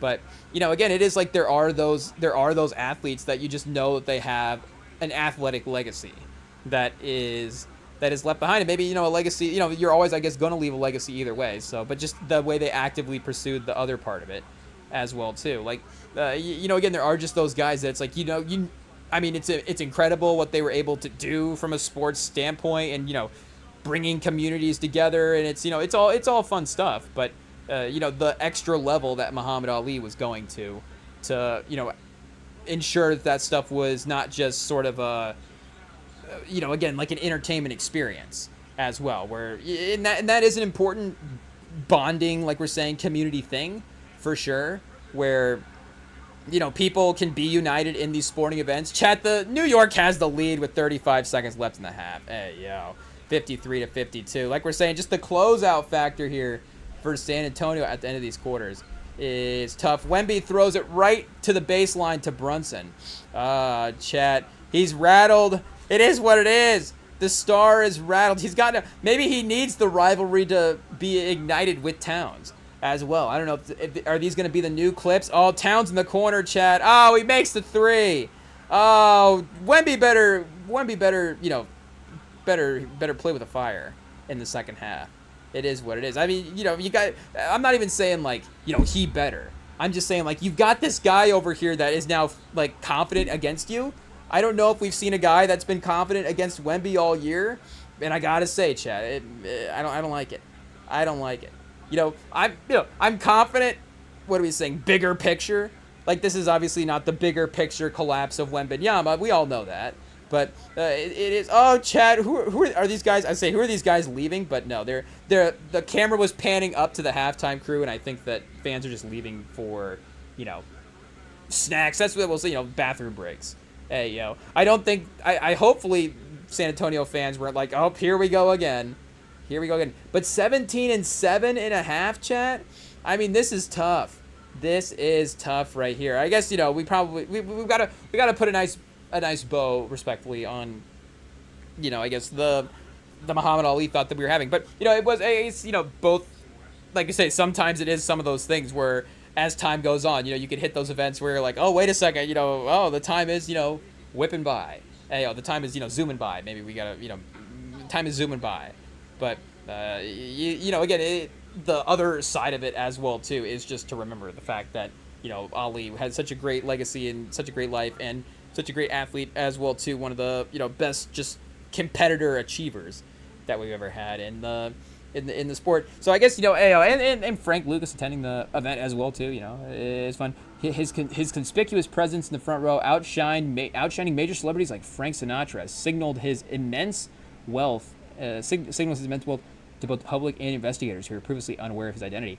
Lucas later acknowledged this decision as a massive mistake that pushed him directly onto the FBR's radar, eventually leading to his arrest in '75. Chad, yeah, it is what it is. But, I mean, did it not work out for Frank Lucas? Because we did get a Denzel movie out of it. So, I'm not saying that, I guess, that's not the correlation for obviously, it worked out. But I'm just saying in the way that Frank Lucas was going with it, maybe that is actually, a good way to end up. But yeah, Chad, halftime. Hey, you hate to see it. 56-52. What happened? 18 second quarter points for San Antonio. Wemby's only at 2 field goals as well, or 2 field goal makes, 4 overall on the game. De'Aaron Fox 5 for 9, the leading shot taker, I guess at this point. Yeah, Brunson 3 for 11, and Towns just making shots at this point. It is what it is. Where's Castle at for field goals? 7 as well, and then Harper's 3 for 8. So, there is balance there, I guess. But, yeah, we're just struggling now. At this point, starting off 63% from the field, ending the half at 40%. It is what it is. And that's right in line with where we were at in the last game. We were, 20s, sub 30% from 3 and sub 40% from the field. So, improvements. But it is not looking good, Chad. I mean, hey, we're not going to get swept, are we? We're not going to get swept. Oh, man. It is what it is, Chad. Halftime, second half up next. Well, we might just sit here in silence as the Spurs just get ended by New York. But we'll see. Hopefully the third quarter fire does happen, Chad. The third quarter revival. Hey, we need something. We need Pop, Chad. Hey, they're bringing Pop into the locker room right now. I mean, I can tell. It is what it is. The motivation, it's got to be like a sports movie. It's got to be like a Disney movie. Pop's got to get in there and motivate him, and something's going to happen, and they're just going to somehow whatever he says is going to work to make it to help him win the second half. Hey, is Pop going to go? Maybe it's the other way, Chad. Maybe Pop goes into the New York locker room. I think that's the mind game you have to play. Is Pop has to wander into the New York locker room and be like, "Oh, my mistake. I didn't mean to go in here," and then they all have to feel bad for him, maybe. And then they kind of wander him over into the San Antonio locker room as well, too. I guess we don't want to be exploitative, Chad. Hey, I guess we see now. We got to go to break, Chad. We're not thinking clearly. Oh no, what's the second half up next?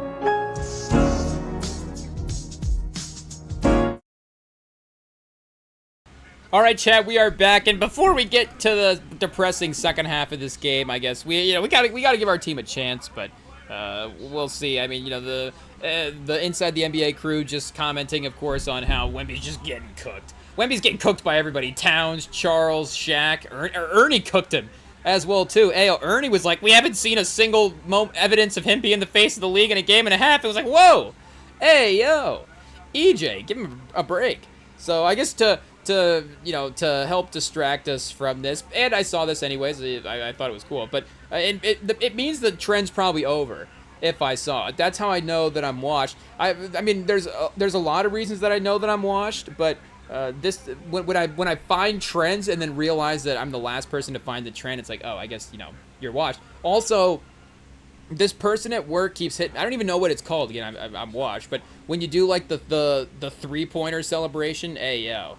But then you tell somebody and you're like, hey, look at this, and then you hit them with, and then you look over and you have like the little 3 situation. Again, it's probably again, I'm washed. I don't even know what it means. And that was the early sign of me being washed, because that was from a while ago. And again, I didn't even know what it meant back then. But this person at work still does it every now and then. And though, I mean, it's like, I mean, like the timing of it is brilliant. They haven't done it in like a month, and they just did it again today. And I was like, what is happening? Like, how do you remember to keep doing this? But either way, for I guess, like we're saying, for these trends, like, I don't know. But I did see people talking about 82and0.com. Hey, yo, I don't even know. Oh, yeah, 82and0 game here. Let's see what we got. Yeah, it is 82and0.com. People trying to build their 82and0 team. So I guess, we can give it a go here and see what we got. I guess we got to go, because they have one with the stats and without the stats. Hey, yo, Chad, Hoop IQ. Let's do it and see what we got. Okay, wait, so is this so we spin? Oh, it just starts from Atlanta in the 60s. I guess, and then we just get a team and pick the players. Orlando in the 90s. Oh, Chad, what a great selection. Because, of course, we get Shaq and Penny. I mean, Shaq is the obvious answer if we want to go. So the problem is, are we going to go 82and0, or do we want to build the lineup that we want? Hey, yo, I was going to say we're going to build one lineup, but we might build 2. We might end up building 17 by the time the second half gets over.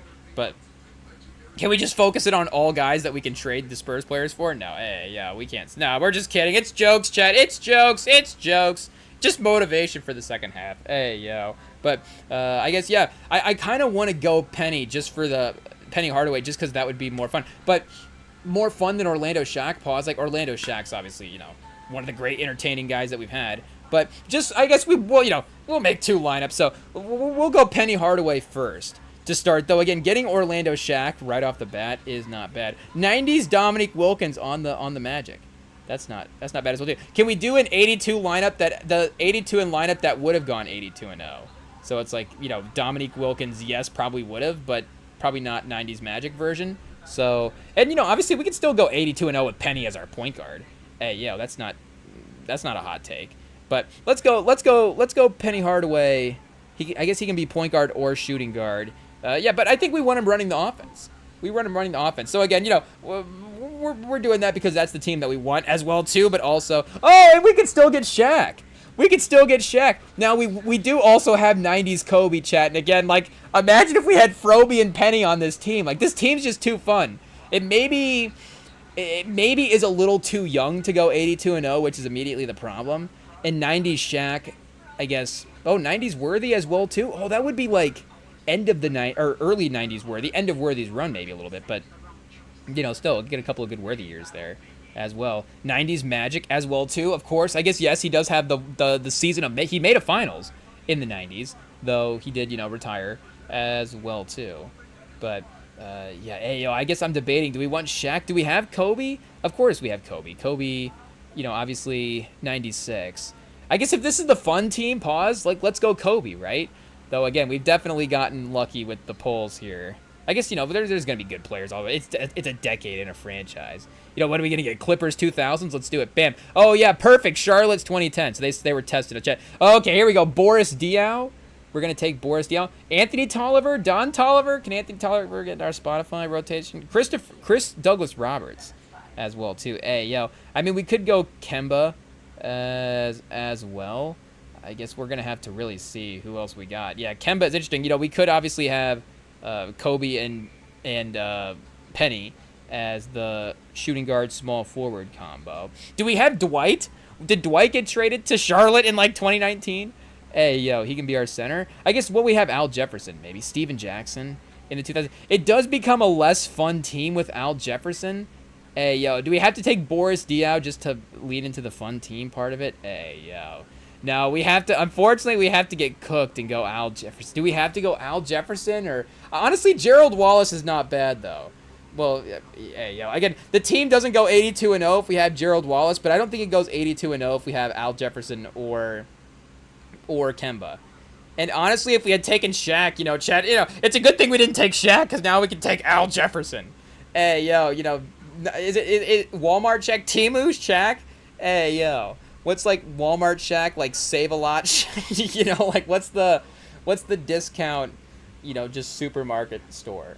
Where it's like, hey, yo, I guess, you know, all due respect to Al Jefferson. But, you know, Shaq's one of the greats. But I guess, yeah, we might have to go. It does at least, the team makes, I think, it's sense. We can't hit threes, but boy, we can dunk, chat. Boy, this team is athletic. If we have Gerald Wallace, Penny, and Kobe, I mean, we're kind of crazy. And Gerald Wallace is good defensively. So, you know, we can kind of maybe lean into that side of things as well, too. But again, Al Jefferson gets us closer, but I think, unfortunately, with Al Jefferson, with Kobe, and again, with Kobe, I think in the 90s, if it was 2000s Kobe even, not even 2010s, but obviously 2000s Kobe's, then we're getting, you know, the later run there.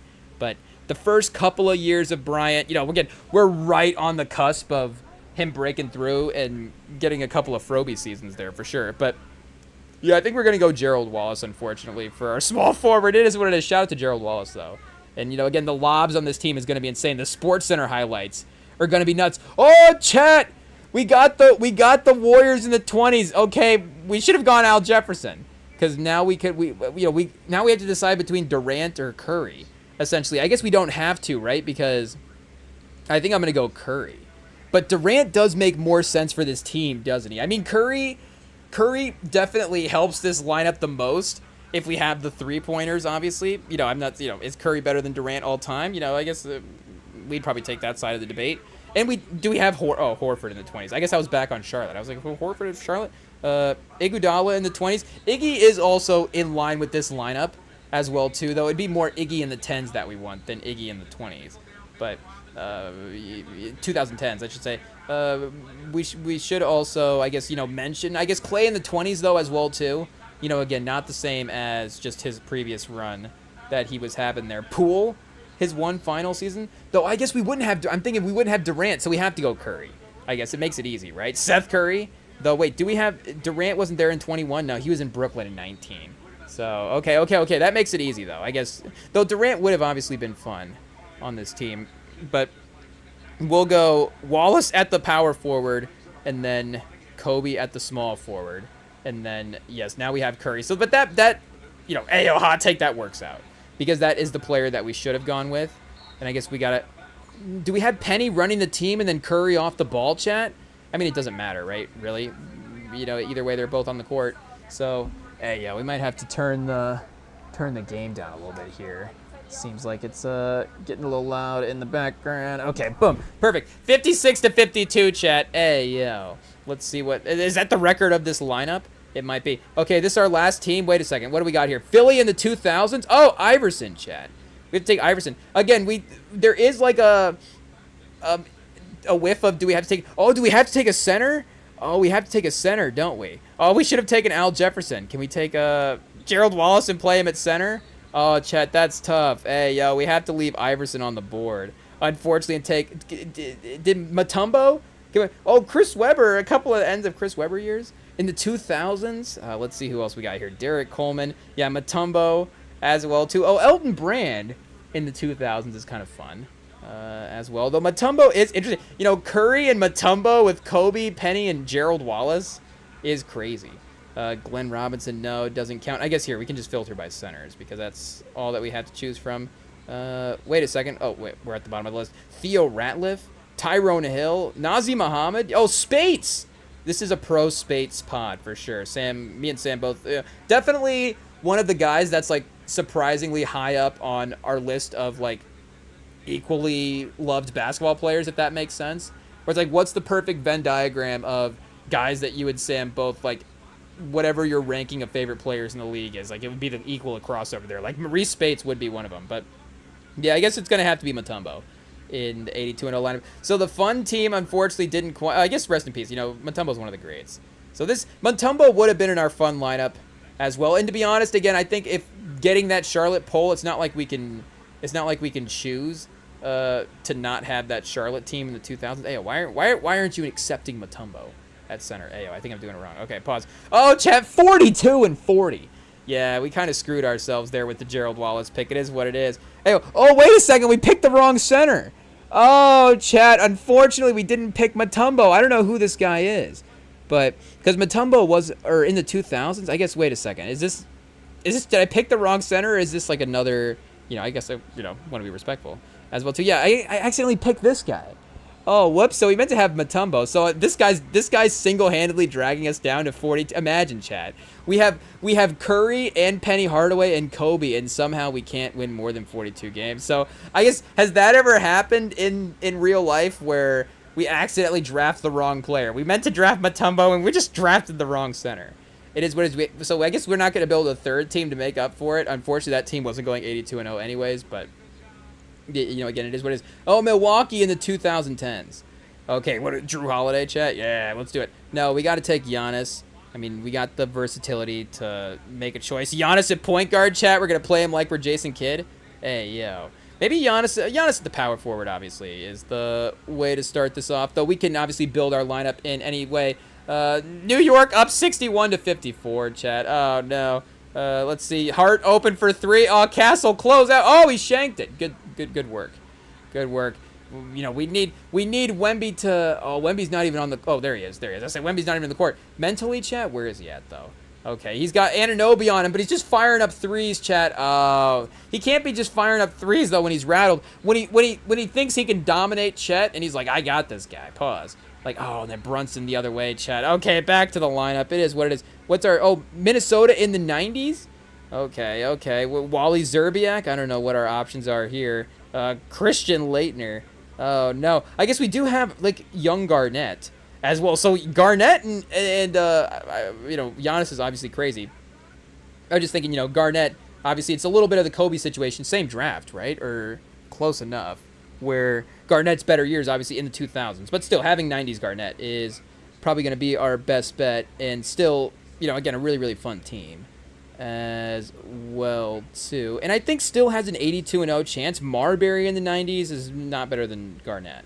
So, and, you know, again, with Giannis, or in the 2000s, you know, Giannis in the 10s, I guess, is better than Garnett in the 90s total because of the couple, you know, he won some MVPs in the 10s. But, of course, he won the finals in the 20s.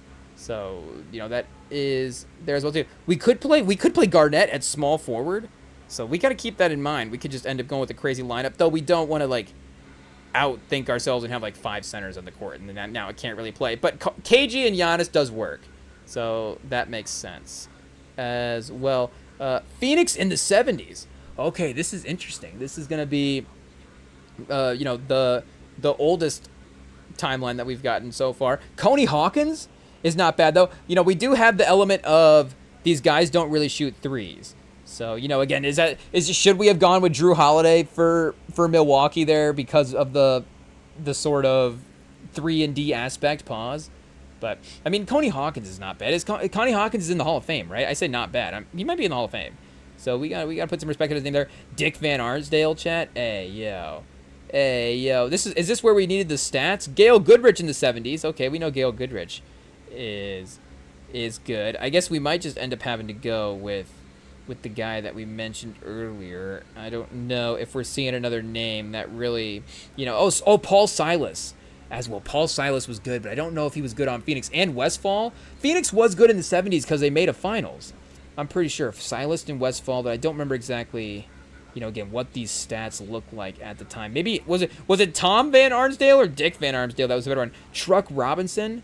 Walter Wesley? So wait a second. We could basically go, Pat Riley as well, too. Paul Silas at power forward. Paul Westfall at guard. Are we allowed to look up the stats, or is the point of this to not to know? Hey, yo. See, I'm going to want redemption for a third team. I guess now, again, we're paused. We're split between what we want and what we should do. Coney Hawkins.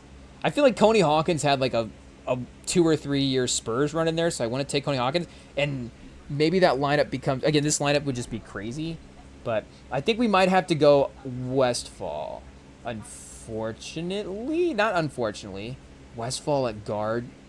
And we can't get a respin, right? Do we respin the era or the team? I don't know. I kind of want to be able to pause. Do it, though. So, Chad, I'm going to screw us again and go Coney Hawkins. We got to build a lineup, right? We got to build a lineup. We need a point guard to set up KG and Giannis. Though modern NBA tells us that we need, all these wings and stuff and just guys flying around. But yeah, we're gonna play Westfall at the point guard. Though we could respin, of course, and get. I'm just trying to think. The '80s Suns, I don't really think of any names off the top. The '90s, of course, we could get Barkley. The 2000s, we could get. So basically 3 of the decades, there's gonna be better options. Oh, we might have to respin, Chad. If 3 of the decades there's going to be better options, we might have to respin. Oh, Knicks up by 10 still. Okay. Let's respin the era and hope it doesn't go to the 60s or the 80s. I guess we'll gamble for the game of it, right? Let's see what we get here. Oh, Phoenix in the 60s. Hey, yo, I guess we still get Dick Van Armsdale. So, there's some crossover here. Oh, Chad, this did go. Oh, we did screw us, Chad. So now we have to respin the team. Because this is too bad. I don't even know who these guys are. Dick Snyder? There's 2 Dicks on this team. I mean, hey, yo. Oh, we do have Goodrich in the 60s, though. Oh, chat. Goodrich in the 60s. Okay, we have to go there. We know Goodrich is in the Hall of Fame. Goodrich is a part of that Lakers team that ends up with the 30-plus win streak. Oh, Fox and 1. Oh, that's big, chat. Imagine the De'Aaron Fox trade paying off chat, hey, yo. We would never trade him again. I mean, De'Aaron Fox, do you want to be traded for Giannis or not? Hey, yo. Let's see what we got going on here. Okay, we got Gail Goodrich at point guard. I think we're gonna make that work, though. I guess we'll hope that 60s era Goodrich, transfers into the modern NBA. Okay, Warriors in the 2000s, chat. Not the worst, but not the best. I guess we do have Curry. We have really early. Oh, we don't have Curry. Oh, Curry 09 draft? Not 09 draft doesn't count. That does not count. Hey, yo. We have our namesake, I guess. Should we say the similar name guy there, Anthony Morrow. It is what it is. But what do we got for? Mullen. I don't know if we want Mullen in the 2000s. Hey yo, Corey Maggette in the 2000s. Chad. Hey yo, Derek Fisher. We're gonna have to respin the team. Oh, Arenas. No, we have Arenas. Okay, Arenas was 29 a game. Oh, that was for the Wizards though. But. So, does that mean we get Arenas only on the Warriors, or do we get Arenas in the 2000s but for the Wizards as well? Crawford in the 2000s is not bad. Jason Richardson. I think to honor maybe the Warriors thing, we have to go Jason Richardson or Baron Davis as well. Oh, Monte Ellis. We're not going 82-0 with this team, unfortunately. Ronnie Turef, Speedy Claxton. Steven Jackson. In the 2000s for the Warriors, I don't know how many seasons he played there. Legler, Terry Cummings as well, too. Pause. But, good. What else? Okay, let's go Steven Jackson.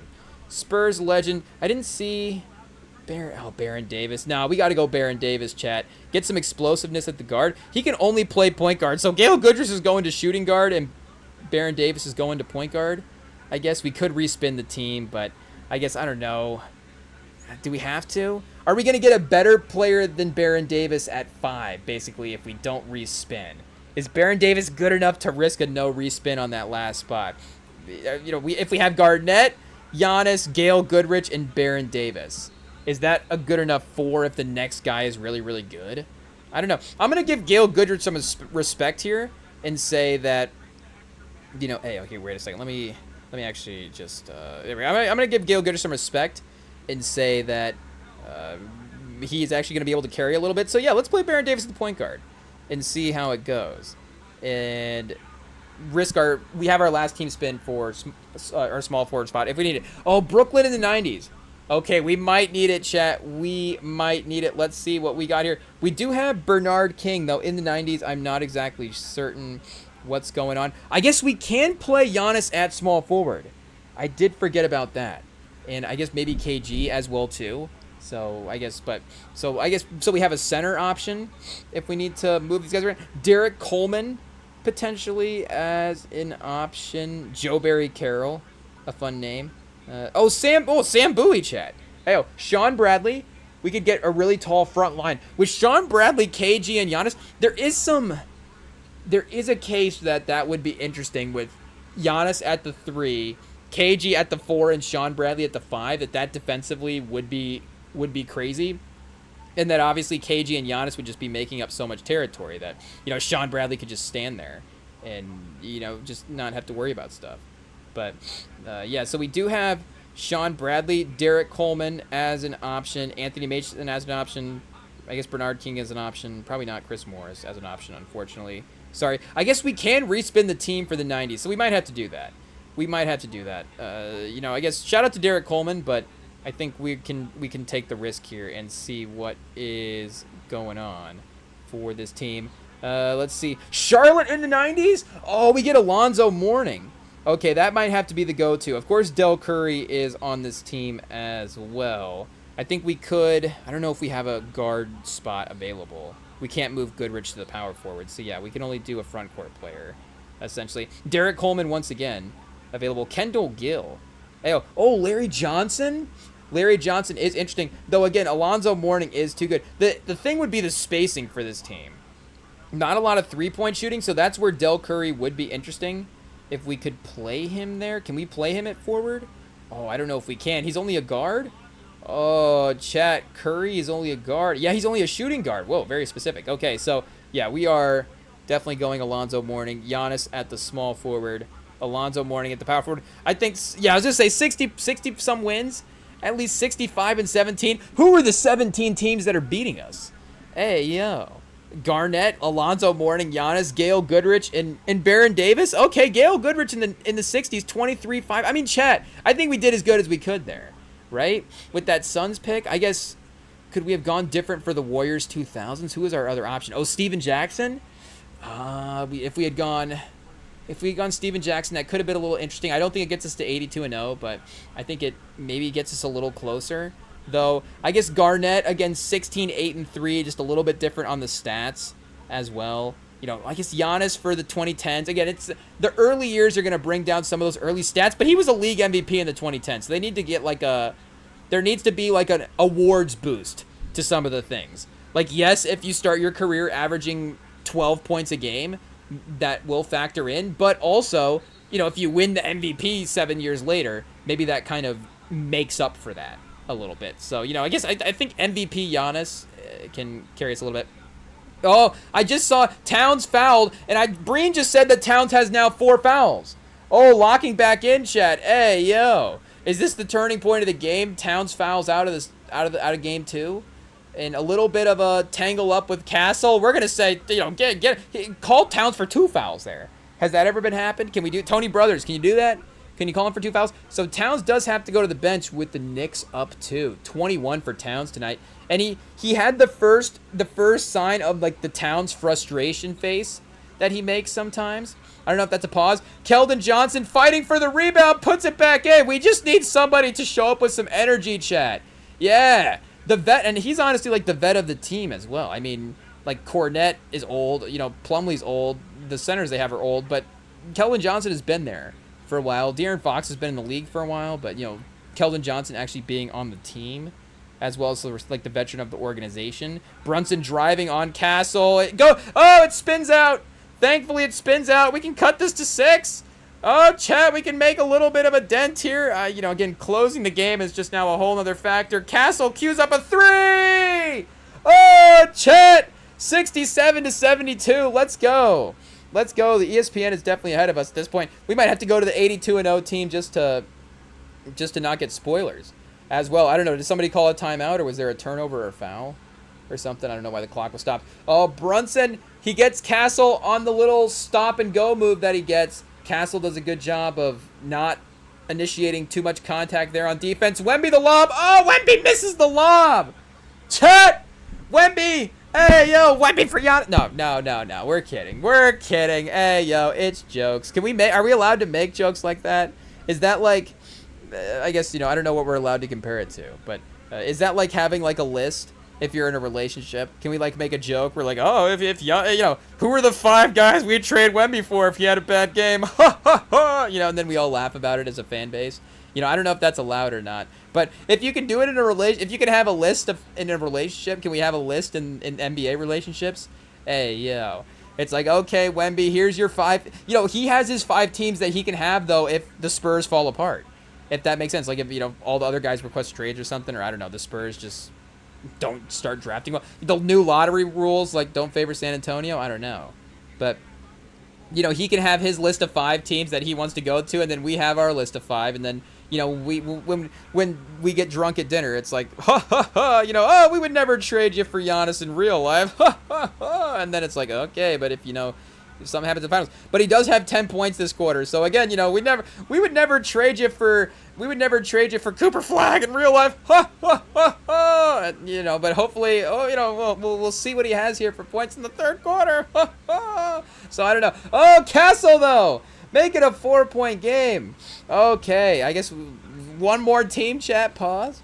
Hey, yo, do we build one more 82? Because we're just now getting the hang of this. Pause. Hey, yo. Oh, the Kings in the 2010s. What a start. Hey, yo, Anthony Tolliver.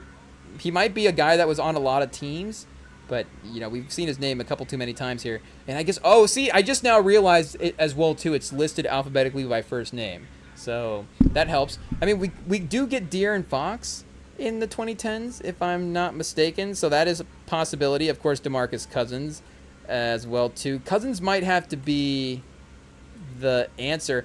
Or Sabonis as well. DeMontis. Oh, maybe they traded for him in the 20s, I guess. So do we go with 2010's Fox? I guess the better player is 2010's Cousins. So our NBA analytical mind is not going to apply to whatever this stats-based situation is. But so we have to figure out how to win the game as well, too, as much as it is to actually, like, build the team.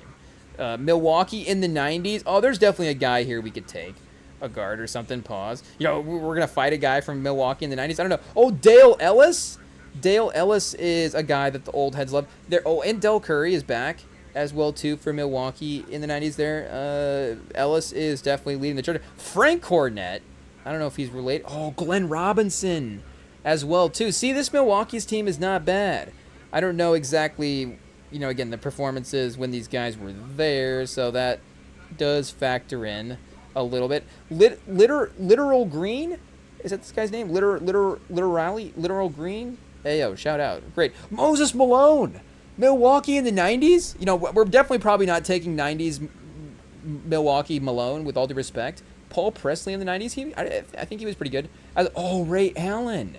Also, 96 draft. Oh, I think Ricky Pierce might be our pick, is really the name I was thinking of but didn't say. Tito Horford. Definitely related to Al Horford. We do know that. Shout out to Tito Horford. But Tyrone Hill, good as well too. Vin Baker. You know, so again, there's some good players here. You know, do we get into the 82-0 territory? But Ricky Pierce is going to be close. You know, he's not better than 2000s Ray Allen, but I think that he's a little better than 90s Ray Allen. And 90s Ray Allen, only a shooting guard. Maybe we have a little more versatility here with point guard. Though, you know, again, I guess Ray Allen is, again, probably a better fit in real basketball life. Pause.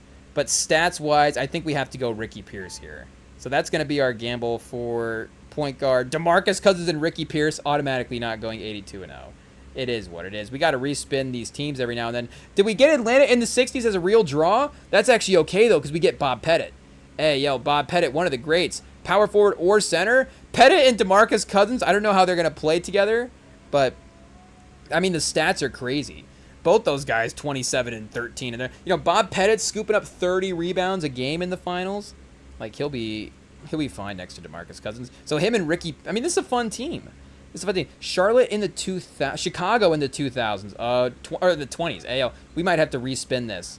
This might be a respin here. We're going to take Dosunmu and have him off the bench. I don't know. Jaden Ivey? I don't know about that one. Oh, they did trade, of course, for Josh Giddey.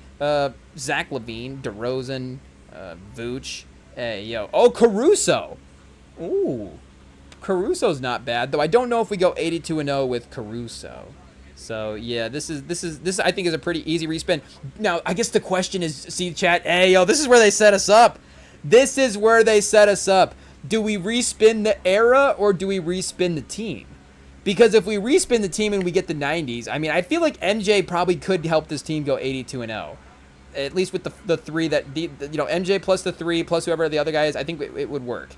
But for the era, of course, maybe we're more likely to get the baseline is higher, of course, to respin the era, or to respin the team. But the floor is, the ceiling is higher. What is what, chat? The ceiling is the floor, the baseline is the ceiling is the roof, and the baseline is the floor. Hey, yo. So, the higher risk is to respin, of course, either way. I guess we probably should just do it instead of debating. But I guess there is probably nobody for Chicago in the 20s that's even worth considering. So, and I guess we could respin both as well, too. We respin the era first, and then the team if it doesn't go bad. But, 2000s, we could get Derrick Rose as well, too, if it was in the 2000s. The 80s, I guess 80s MJ. We could get either 80s or 90s MJ. And then 70s, Artis Gilmore. I guess I don't know who else was on. I literally do not know who else would have been on the Bulls in the 70s. Maybe Artis Gilmore was there. But, again, we can respin the team if it maybe goes 70s Bulls and we don't see anybody. So, yeah, we have to respin the era here and see what we get. Bulls in the 60s? Hey, yo. Bob Boozer? Chat, what is happening? What is happening? I think there is probably some Hall of Famers here, but I think we have to respin the team, right? So it does make it interesting with Pettit, and we probably should we have taken Fox as the point guard, the guard, Pearson Fox, and then build around some of the 60s big men. But yeah, we got to respin the team and see what else we get here from the 60s. Can we get a Lakers? Can we get a Celtics? Milwaukee? Ooh, chat, I don't think we get Kareem, unfortunately. Oh, we're cooked again. I guess we're not going to, are we going to try until we get to 82-0? Hey, yo. This is the addiction, right, chat? This is the addiction. Oh, chat, they screwed us. They really screwed us. It is what it is. Flynn Robinson? Oh, Dick Cunningham? Oh, chat, Dave Gamble. I don't know. Guy Rogers, I think, was pretty good as well. McLaughlin? You might just have to take a guy whose name is Glock at some point. I don't know. Wayne Embry. Ooh, was Wayne Embry okay? But he's also a center. Wait, Pettit can only play power forward. Oh, so we have to take a guard forward situation. Dave Gamby. It might have to be Flynn Robinson, honestly, because I just don't really know anybody else. Or Guy Rogers. Yeah, let's go. I guess I'm thinking Guy Rogers. Let's go Guy Rogers and Ricky Pierce. This Milwaukee backcourt's not it, chat. It is what it is. Though I do like Ricky Pierce as well. Detroit in the 10s? Oh, that's also bad. We're going to end up with Blake Griffin on this team, yeah. Can he play small forward? No, he can't. We can't even take Blake Griffin, chat. Oh, we're really cooked. We're really cooked. We should just restart now. Caron Butler. Just select the first guy that we see that makes it work. I don't know, pause. Hey, yo, whoa. That is a pause. But Glenn Robinson the third. Oh, chat, third quarter about to end, and the Spurs are down 11. Hey, yeah, we're cooked. We are cooked. It is what it is. Jody Meeks. Do we just take Jody Meeks? Pause. Just to end it all. Kentavious Caldwell-Pope. Chris Middleton. Kwame Brown. Langston. Luke Kennard. Not bad. Solid role player we could take. Oh, Richard Hamilton. In the 2010s, maybe we just take... Oh, but we can't... Oh, the small forward? Do we just have to take Richard Hamilton just because? Yeah, because we can't take Griffin or Tayshaun Prince as well, too. Tracy McGrady. 2010's Detroit Tracy McGrady. Probably not it. So, yeah, it might just have to be Richard Hamilton just because. Though maybe even Prince was the better player in the 2010s. I'm not sure. Both these guys, a little past their prime at this point. Probably KCP is... Oh, we can't even get KCP. Josh Smith is our best bet. Chris Middleton, I guess, was Chris Middleton in Detroit in the 2010s? I don't even know what that is. That might be a typo. So, yeah, I guess whoever we just... Oh, Caron Butler... Maybe as well, too. 2010's Caron Butler in Detroit. Hey, yo. We're screwed, chat. It is what it is. 52 and 30 is not bad. Richard Hamilton, productive. Pettit and Cousins dominating. Ricky Pierce, not bad as well, too. So we got to do one more. We got to at least get to 70 wins. Hey, yo. We got to at least get close. So in the third quarter's over. Spurs down 9, chat. I mean... we'll see what happens. We'll see what happens. Is locking in. Can we get pop from what? How many pop speeches does the man have? Hey, yo. Oh, Chad, if we start off with the Wizards in the 20s, they immediately just crush us. It is what it is. Again, we have to use a spin here. The Wizards in the 20s are actively one of the worst franchises in the 20s. There's not even, consistent players on this team to choose from. Only Alex Sarr. So we have to respin the team or the era. Do I want to reuse the era spin or the team spin? Literally any other team spin is better. We could get John Wall. The Wizards are Wall in the 20s. We got Wall in the 10s. Arenas in the in the aughts. In the 90s, maybe Weber, but maybe another guy as well too. In the 80s, I'm not sure. In the 70s, so the risk is the 60s again. It just respins the era to the 60s all time. But so screw the era respin. Let's do it again. Pause. Hey yo, and see what we get. Wizards in the 10s. Oh, perfect. So we get our guy John Wall. I don't even want to look at the rest of the roster. We're taking John Wall. Pause. It is what it is. Okay, John Wall, a point guard. We can definitely go 82-0 with John Wall. He might be, with all due respect, like right on the baseline for like having the most elite team possible. Like if we're just talking about like having like the 5 best players of all time on the court. Like John Wall is obviously like a second, third team All NBA guy. Like he was never the best. So that would be if we were talking about having guys that were at one point the best in the league.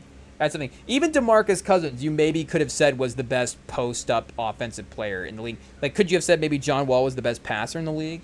Like I guess that would have been the case, but obviously he's playing with LeBron as well too. Rondo, Charlotte in the 2010s. Chat. We're gonna have to reuse our team spin two in a row.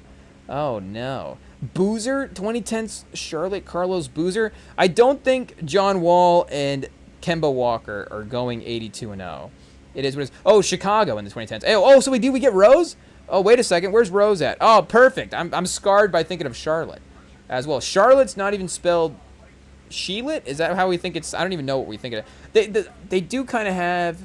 No, the jersey is CLT. Hey, yo, Chad. It is, though they may have had something like that. CHA. I guess it's CHA is there. So either way, I guess shout out. Well, can we take Derrick Rose? Because we can't have John Wall at point guard. See, chat, they knew it. They knew it. So we can get Butler as well too. Is Ben Gordon on this team? Hey, yo, shout out. Oh, so 2010 Bulls Carlos Boozer is not bad. I don't think we get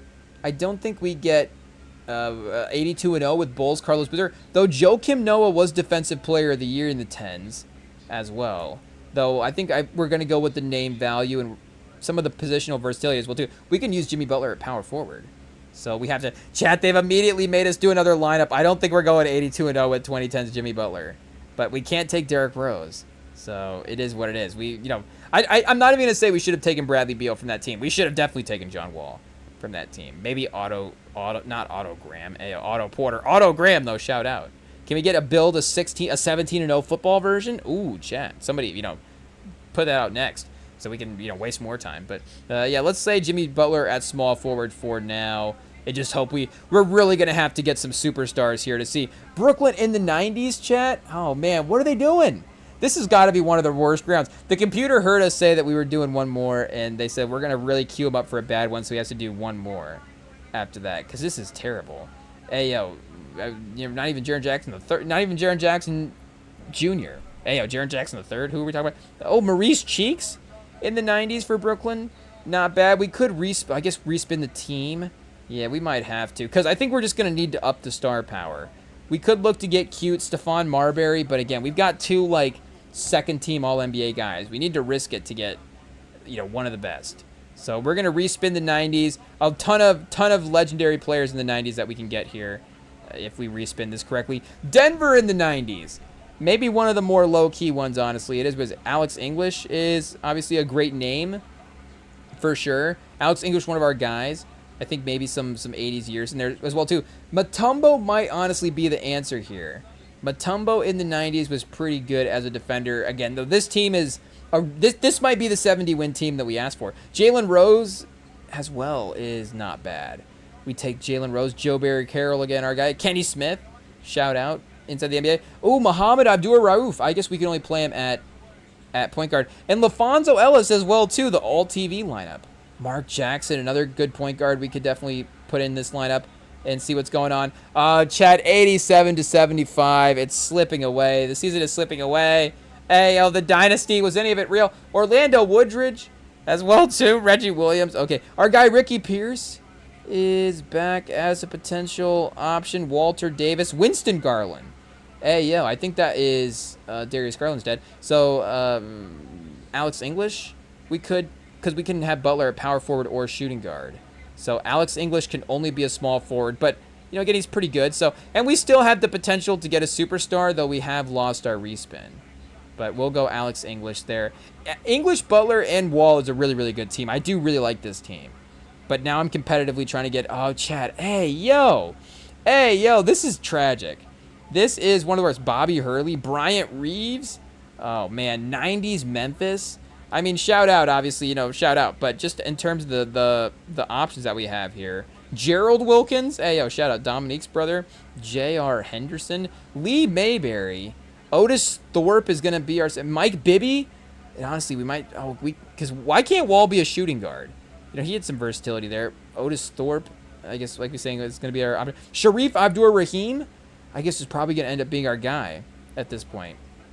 Just to get some stats as well, too. Or Thorpe. But either way, we're looking at a center, and we're probably...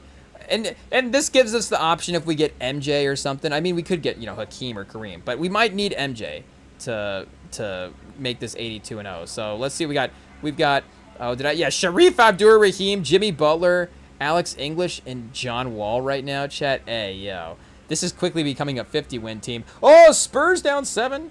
Okay, Portland in the 10s. Can we get Lillard at shooting guard? Can Lillard be a shooting guard? Oh, thankfully he can. Okay, I don't think it's enough to get us 82-0, but there is some hope that maybe this could get to, you know, 60. This might be... Oh, Brunson with the steal. The Spurs just had a momentum-changing turnover, and Brunson just took it right back. What an MVP move from Brunson. You hate to see it, but, you know, again, this series is definitely a legacy bump for him. That's for sure. But, yeah, Dame Lillard, chat, at shooting guard. Okay, I say 68. I don't know if we quite get to 70. Oh, Fox and Brunson talking, chat. They're talking 52 and 30. Okay, one more, chat. One more. I guess what got us here? Sharif Abdur-Rahim? Is this Jimmy? It was the Jimmy Butler pick, honestly. It is what it was. In English in the 90s, yeah, I guess 17 a game. He might have been a little bit higher in the 80s. Okay, let's see if we can rip through this real quick and then lock in for this fourth quarter. Oh, Houston in the 80s? Boom, Hakeem, chat. Lock it in. Okay, you know, now we're making up for it here. We could also take Ralph Sampson, maybe a little bit more of the Wemby comp, you know, hopefully in some ways, yes, and also, you know, hopefully in some ways, no, but OKC in the 60s, so that is obviously Seattle, or this team. Oh, Lenny Wilkins? Yeah, we kind of have to take Lenny Wilkins here if he has the option. Hall of Fame player and point guard, so boom, easy. Hakeem and Lenny Wilkins? Okay, we're going. We're going here. This has a chance. Dallas in the 80s. Okay, yeah, Adrian Dantley is definitely an option there. I think Pierce is also an option again as well, too. Detlef Schrempf. There we go. Wait. Derek Harper. Not Dylan or Ron. Let's see. We got Herb Williams. Jim Spinarkle. Hey, yo, shout out. Oh, Mark Aguirre is the guy I'm thinking of. Yeah, Mark Aguirre is an option for sure. Sam Perkins as well, too, as our center is not bad, especially next to Hakeem. Steve Alford, I guess better in college. Yeah, I think we're going to go Aguirre, who was a good sixth man on those Pistons team that ended up winning the finals in the 80s, but on Dallas, he was putting up crazy stats. And, you know, again, next to Hakeem and Lenny Wilkins, I think this is good. All three of these guys are in the Hall of Fame, I think, Mark Aguirre. So this is our best lineup so far, honestly. Clippers in the 80s. Oh, chat, that was close. Bill Walton in the 80s. You know, do we risk it? Oh, World Be Free? World Be Free is on this team. Yeah, there was a couple of stats guys on this team. Cedric Maxwell in the 80s. Danny Manning in the 80s as well, too. Again, obviously the Clippers had some names. It's just about having all the pieces together. Gar Hurd. Hey, yo. San Antonio, had they... Oh, chat, what happened? What did the New Yorks do? Okay, they're up by 8 right now. Spurs just called a timeout. We'll see. We could take Kobe's dad as well, too. You know, shout out, Joe Bryant. But we also have Larry Drew. Oh, Lionel Hollins. Not bad, I guess. Marvin Barnes was a stats guy in the ABA. I don't know exactly what his Clippers run looked like. Randy Smith. Reggie Williams, maybe. Ricky Pierce again. Shout out. Sidney Wicks. Sidney Wicks, I think, might be in the Hall of Fame, but I don't know what he was on the Clippers, so we might not want to risk it. As well. Do we do a version with the stats? I think we have to take World Be Free at shooting guard. I think this is good, Chad. I think this is actually really, really good. This is a strong... This might be 70 wins. I think we might have got 70 wins here. Hakeem, Lenny Wilkins, Mark Aguirre, and World Be Free, no joke, is good. And I like that it's all throwback as well, too, is fun. You know, can we get, like, a modern star in here? And we have, I said... Oh, Chet! We might have done... Oh, Chet! We were so close! Oh, we can't get Bill Walton on this team. Oh, man, Chet, that's a tough one. That's tough. Why can't Hakeem be a power forward? Oh, chat, that hurts. And Bill Walton as well, too. Do we have to redo the team or the era? Because I don't know if there's another option. Jeff Petrie? Oh, I guess we have to. We need a forward. It has to be a power forward. Okay, let's see what we got here. Ed Manning. I guess we just always take a guy named Manning, I guess. Michael Thompson. Okay. Oh, Maurice Lucas. Oh, I think he's good.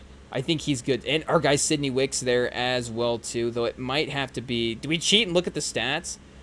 Sidney Wicks was good in college as well for UCLA. I think he maybe won a title. Oh, chat. Do we redo the team in the era?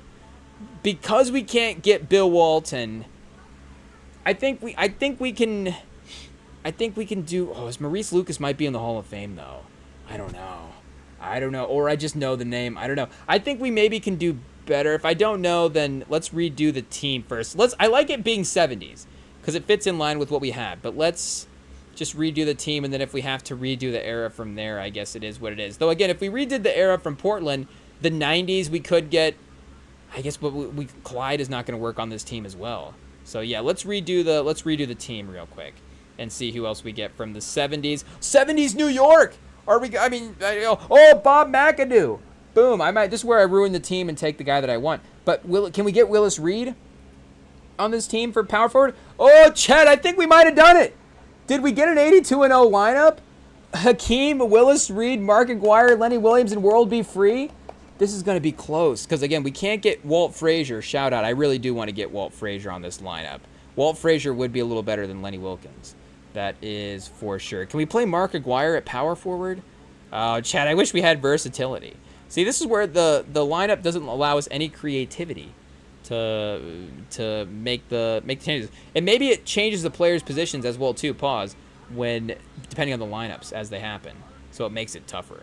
And then who else do we had? Oh, DeBusschere.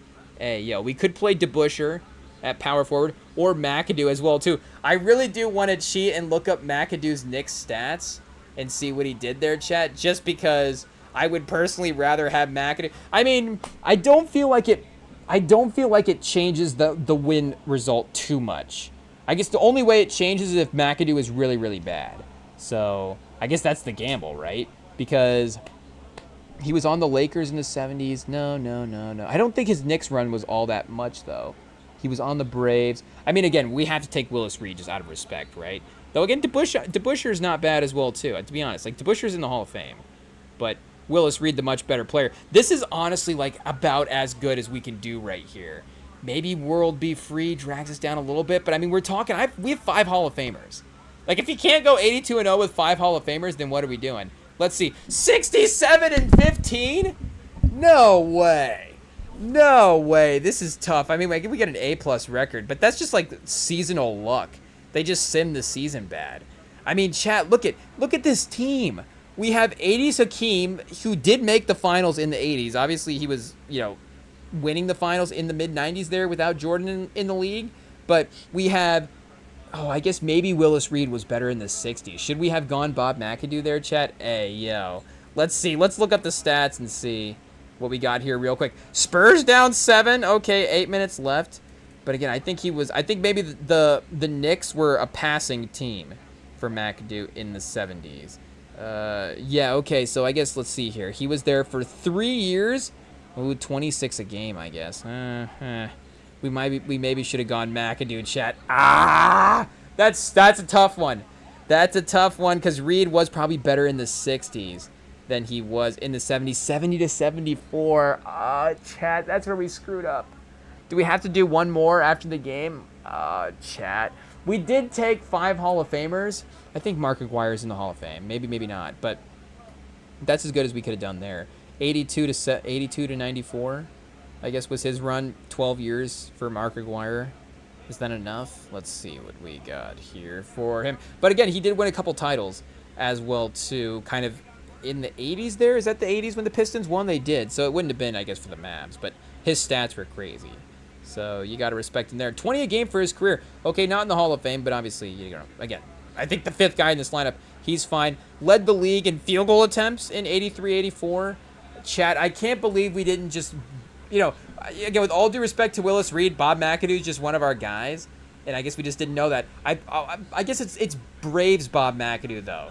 Like, I just like Braves Bob McAdoo, those old Braves jerseys. Bob McAdoo just had, like, a real 70s, you know, 70s vibe to his game and just his style as well, too. So that's fun. And, you know, he was around with the Clippers, or around with the Lakers, or the Braves were the Clippers, around with the Lakers as well, too. And I guess, yeah, with the Knicks. But in the Celtics, maybe, that didn't go, like, crazy well.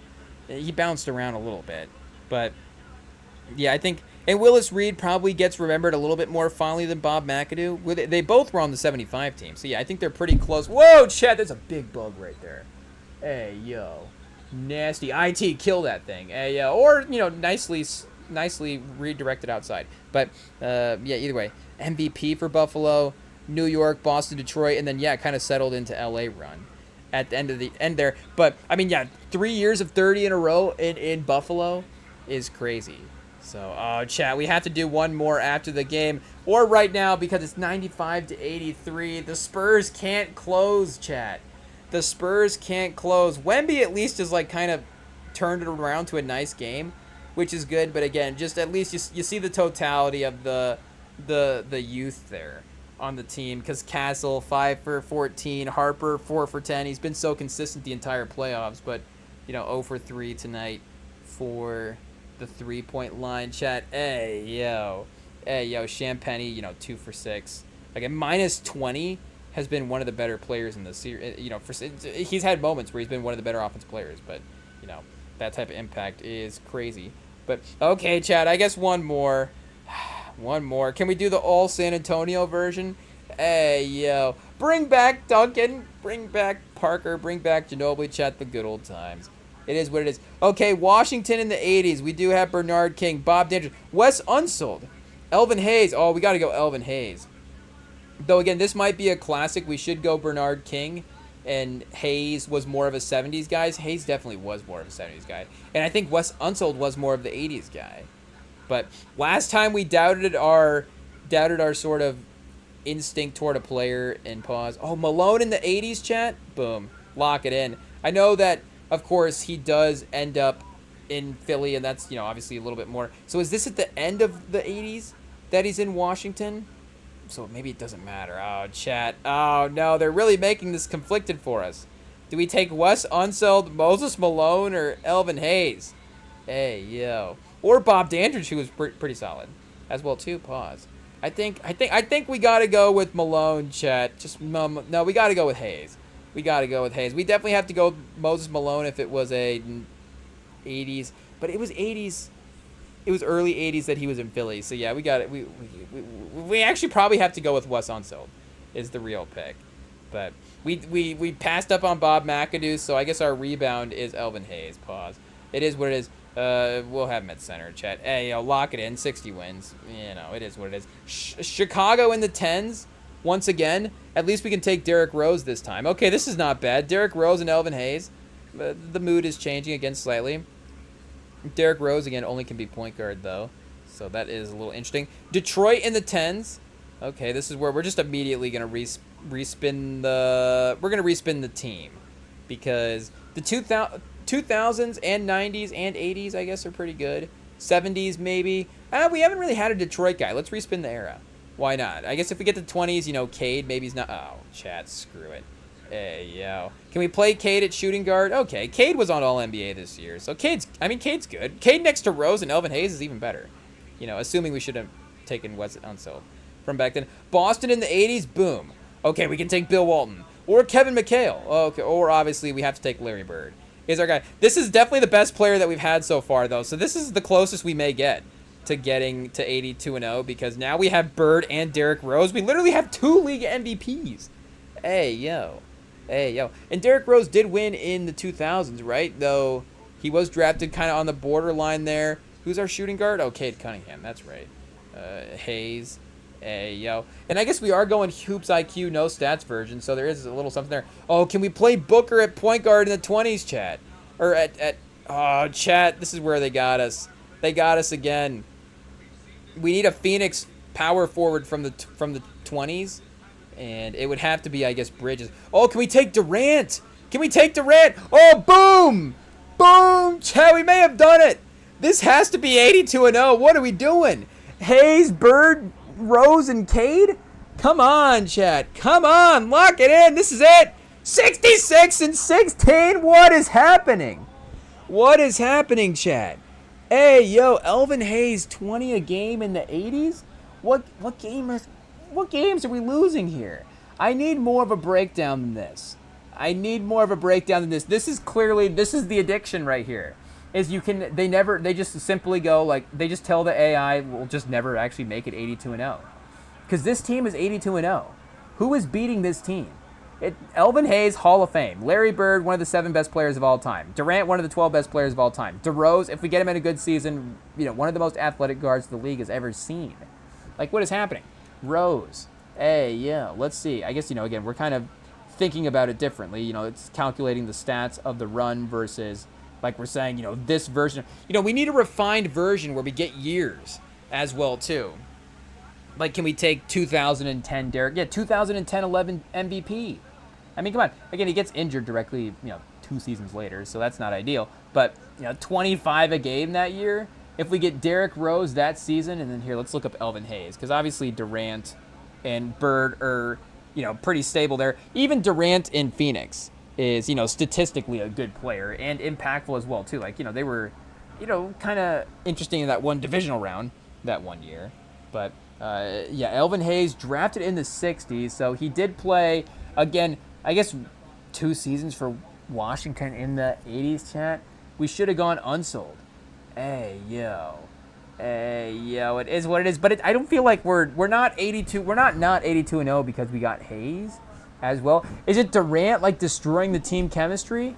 I don't know. And then Bird kind of talking smack to everybody. Cade is just like not stepping up, and then Derrick Rose gets hurt, and then that's how he wins 66 games. How have we not even gone to 70 yet? We have 3 league MVPs in this team. We really have 4. Did Hayes ever win a league MVP? Let's see here. I guess he didn't, but he got that win over Bill Walton in the championship or in college. So we've got 4 All-NBA guys, 4 Hall of Fame level talents. We'll say for Derrick Rose, Hall of Fame level talent. Is Cade a Hall of Fame level talent? I guess is a pretty strong statement as well too. But chat 97-88. Do we have to watch the last 5 minutes because we're basketball journalists? I guess so. Hey yo, Cornette, 8 minutes tonight. 1 for 2 from the free throw line. Disgusting, chat. I hate to see it. If Cornette could help the team, we wouldn't even want him in the game at this point. We're just disgusted with everything. Okay, De'Aaron Fox hits a step back 3. 7 for 11. Again, at least he's been the one consistent guy tonight. Shout out. It does warm my heart for the De'Aaron Fox story anyways. He does leave Sacramento, and this was inside. People were saying as well too, like the last couple of years has been the Sacramento finals in some ways. You've had Mike Brown, the coach of Sacramento, now coaching New York. You've had now De'Aaron Fox in the finals for San Antonio. You had Halliburton, of course, originally was like one of the original big trades that they made there. That was a mistake. He was in the finals last year for Indiana, and there was a 4th one as well that was being, I think, cited that I am not thinking of. But, it's like all these guys that have been a part of the Sacramento organization recently have all now been like some of the most successful guys in the league after leaving Sacramento. And it's like, could they have done that, of course, in Sacramento as well, too, is, a very fair question to ask. But, again, for that trade to actually pay off and, again, for him to have a delivering type game as well, too, here is fun. What will it turn into a win?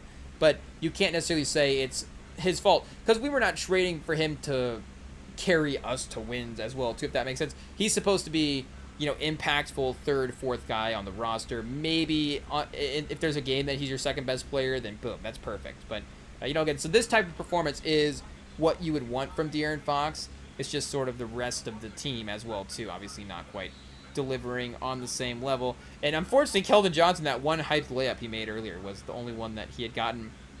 But, yeah, the balance for New York, as they just show the graphic there, is just a little bit higher, at least between the main guys. At least Hart going 0 for 4 is helping San Antonio out there a little bit. They can't kind of bail out to Hart if they need to. Brunson, the tough floater, not able to get it to go. So if the refs kind of not call some fouls here in the last 5 minutes, that could be helpful as well too. Again, chat, we're gonna have to we'll just stay on the 82-0 lineup because we don't want the spoilers from the ESPN. The ESPN right now is a good 25. It's a good 35 seconds now with that jump it just made. Those 10 seconds.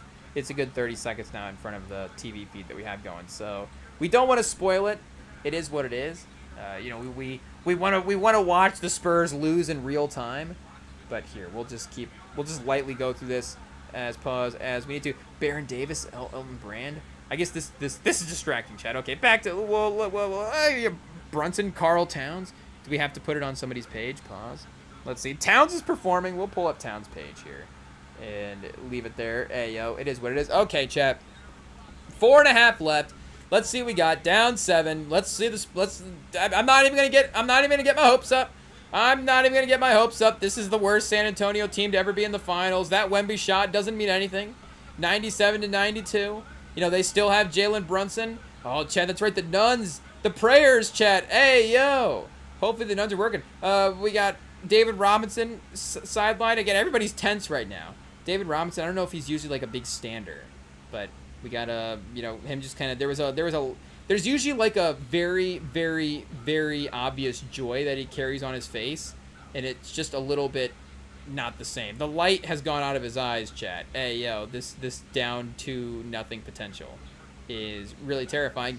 Again, the Spurs, we barely even lose I guess that's not true. We've gone to 7 a couple times in the finals, but again, I guess for us to be as a franchise backpedaling like this as well too, because again, I'm not going to relive it too much, but the one finals that we did lose was not us backpedaling the whole time, staring down a series that was like, this is not going our way. Obviously, unfortunately there was some ways that it's the complete opposite, that we got to the end of that series and it's going our way, and then got obviously the carpet pulled out from underneath. But for to look at game 1 and be like, do we not stand a chance? I guess you do have the fact that, of course, that Heatles team was a little bit stronger in that first iteration of the Heat-Spurs matchup. So it was just like, is there that inevitability of what this LeBron, Wade, Bosh lineup is? But, as a Spurs fan, we were definitely not thinking that way. We did have Kawhi, who at that point was still emerging, but clearly one of the few guys in the league that could at least defensively, make LeBron do something at that point. And just the collective offense of the San Antonio, it's like, okay, there is something here. But, Wemby with the block, of course, doesn't mean anything because Brunson's going to hit a shot later. So there's no reason to get our hopes up if Vassell's not going to hit this 3 right here. Okay, you know what? That's fine.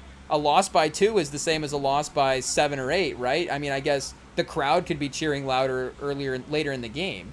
A 12-0 run with 2:20. It's not like the Spurs could potentially do the same thing that the Knicks did in the last game, right? That couldn't happen at all. Could the Knicks potentially, mentally let up here at the end and, let the Spurs back? I guess, they have already done that. But, we totally trust New York to close this out. Brunson to hit this 3. Okay, you know what? Brunson will hit the next 3. It's totally fine. He's the best point guard in the league, and he'll hit the next one, Chet. Oh, the turnover. Oh, Chet. Bridges with the steal. Hopefully they don't call a foul here. Brunson wide open for 3. Miss it. He missed it. He missed it. Wide open, Chet. Now we get the transition opportunity. Okay, Harper slows it up, attacks Brunson, the push-off, the layup, the tie. 3 minutes left. It doesn't matter if this game's tied with 3 minutes left, Chet. It doesn't matter that San Antonio's on a 14-0 run. Do we have to keep the Towns page up in the background? I think it's a jinx, Chat. I think we just jinxed him. It turns out we just figured out how to channel our powers in the appropriate way. Hey, yo, pause. Oh, Anunoby, the sidestep. That's not even that's no foul. Hey, no way. No way. If you block the basketball, are we calling fouls on that now? Is that what happens? 2.5 minutes left. San Antonio, chat, crazy. Did the Fiesta colorways maybe apply too much pressure? We'll just blame it on the Fiesta colorways in the last game, right? That's all it was. We just need sort of a normal crowd. Everybody, you know, normal, not the pressure of like, hey, yo, you know, what's all this fanfare? No, we love it, of course, you know. Best jerseys, best setup in the league is the Spurs Fiesta colorways. I mean, if Game 7... Oh, chat. Hey, yo, now we're talking about Game 7. I mean, I'm still not thinking there would be a Game 7 in this series, but I guess we would get the Fiesta colorways then, at least one last time. I would assume, or not. Hey, if we win this game, I don't think we get the Fiesta colorways again, to be honest. I think it's probably goes into the bad omen territory as well, unfortunately, at least for the rest of this run. At least for this series versus New York, which just happens to be the finals and the end of the series. But, you know, regardless, you have to do what you got to do to win. So if you have to put the Fiesta colorways to the side, you know, unfortunately, it is what it is. We hate to say it, but, you know, you may have to do it at some point. But, yeah, chat, and the intensity has definitely turned up as well, too. But, you know, New York has also kind of gone to the way the Spurs went in the last game.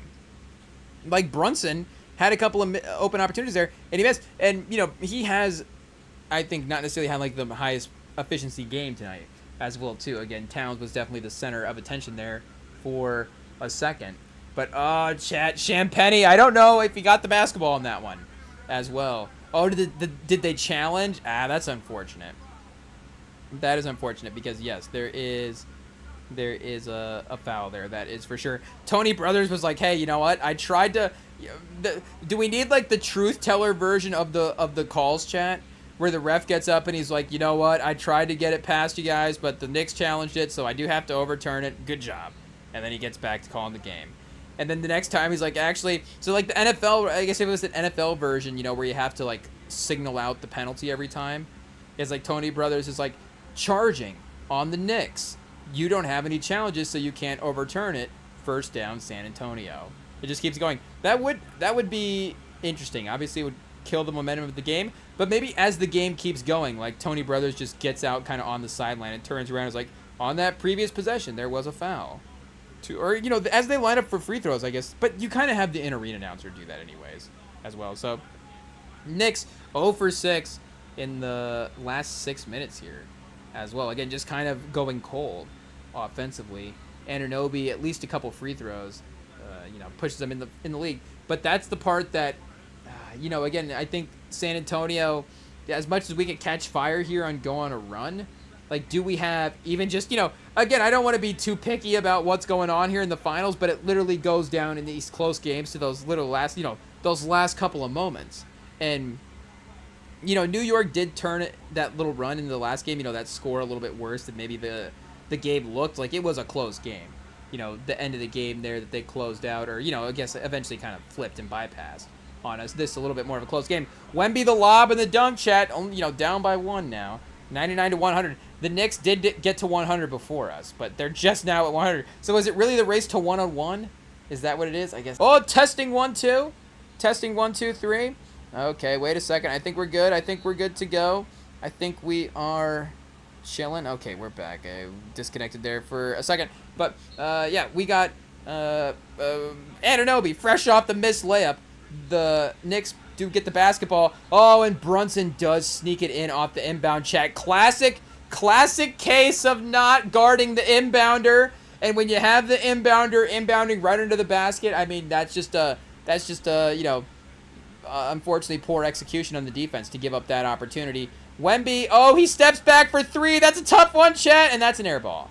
That is an air ball. You know what? Steph Curry can take that 3. Maybe Wemby in the OKC series can take that 3. I don't know if Wemby's practiced that shot.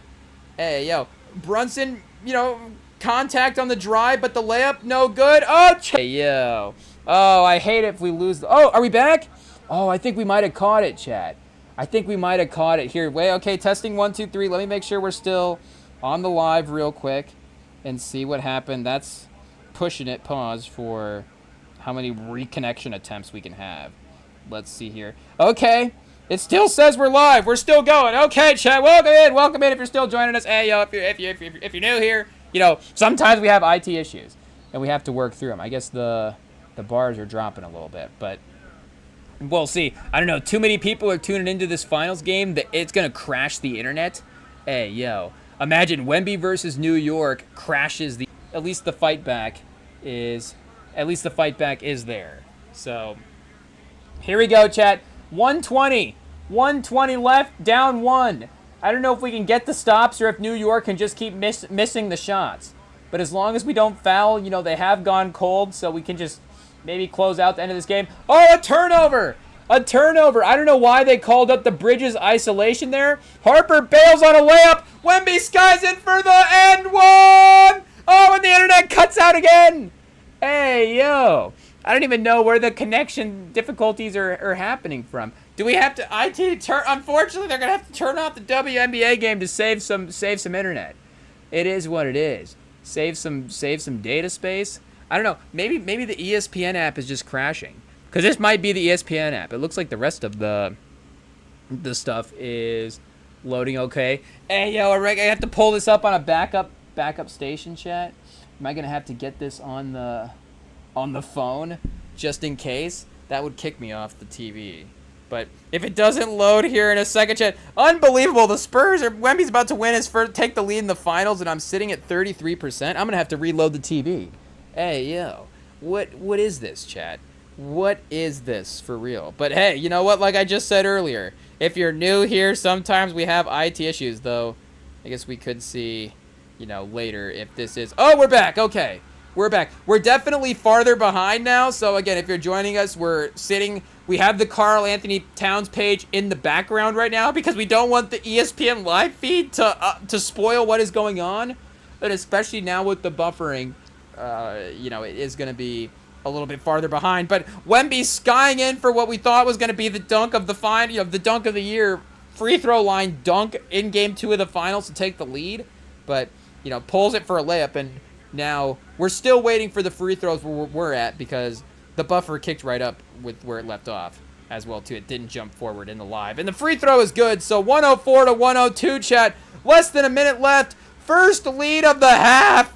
Oh, man. Harper hounding Brunson at the half court. Brunson gets past him. Settle down. Champagnie, they've been giving him the contact. So as long as it's not too aggressive, too handsy. Oh, don't swipe down like that. Oh, Brunson, chat. Brunson! Getting the team and all the different stuff as the series is happening. And, you know, Brunson obviously times 20 in this series, what the performance is compared to that. But, I mean, even in a crazy game like this where, again, you know, like I'm saying, they just kind of missed every shot there in that run. I mean, you got to give the Harper and Champagnie good defense for Brunson on that possession. I mean, they were kind of hounding him. And even off his step back, that's about as good as you can do. He just, you know, perfect arc, skies it right in. Nothing you can do about that. A great player. You just got to make up for it on the next possession. Or, you know, like Harper was doing as well, too. You just got to try to, you know, keep him as occupied and bringing the ball up the court and not actually setting up into the offense as well. Maybe he passes out and then the offense goes in a different direction or something. But if he's getting into the mid-range here in the last minute, then, you know, unfortunately we're cooked. It is what it is. You know, he's gonna probably make his buckets. And again, for San Antonio, I don't know if we have a go-to move, a consistent mid-range thing like that. Hey, yo, chat, we need some massive hydration here for the end of this fourth quarter. It is what it is. I don't know if we're gonna get an overtime game like we did in the Western Conference Finals. It seems like this is a regulation type series. Wemby, the pull-up over Mitchell Robinson, chat. He's just been shanking everything. Hey, yo. We need an offensive rebound here to make up for the possessions. Did they get Anunoby with the foul? Did they get somebody? I just saw Anunoby on the closed captioning. So I guess that's why I blamed it on him. But did they call maybe a timeout after the rebound as well, too, chat? Hey, yo, so close. So close. Wemby trying to fire the team up with a speech, chat. Well, how about get a good look on offense? Hey, yo, no, Wemby's been, you know, he's been cooking a little bit here in this half, but Fox as well too. I mean, I kind of want to see Fox honestly operate a little bit more here at the end of this game. I don't know if that's a good thing, if I think that that's our best option. But that tonight is kind of what I'm thinking. You know, even Harper as well, too. I would just 22 second half points for Wemby, chat. Hey, yo, he's trying. He's trying. At least, you know, he fought back and competed. And, you know, like we were saying, I can't imagine Towns cooking him like that for a half was going to sit too well. If Towns had just cooked him 2 halves in a row, you know, maybe also it is 2-2, best case scenario as well, too, of course. Going back to San Antonio for that Game 5. And then if somehow we were able to get back to Game 5 at 2-2, then, you know, we do have home court for those last 3. That could be, you know, helpful. But then again, the Knicks winning 2 of those last 3 does even still seem a little bit more reasonable. But either way, Castle fouling Brunson at the top of the play. The New York is not in the bonus now. So, you know, at least you do cut off the drive there. You know, early in the shot clock, 17 seconds, sometimes well, I guess it's going to reset anyways. But, you know, obviously you want to try to time it out, use up as much time as possible. Oh, Brunson over Wemby, chat. Oh, thankfully he missed that because he got Wemby leaning a little bit as well, too. And then Wemby just threw it right away. Unbelievable, chat. Unbelievable. Wemby had him. Wemby had the miss. He had the miss.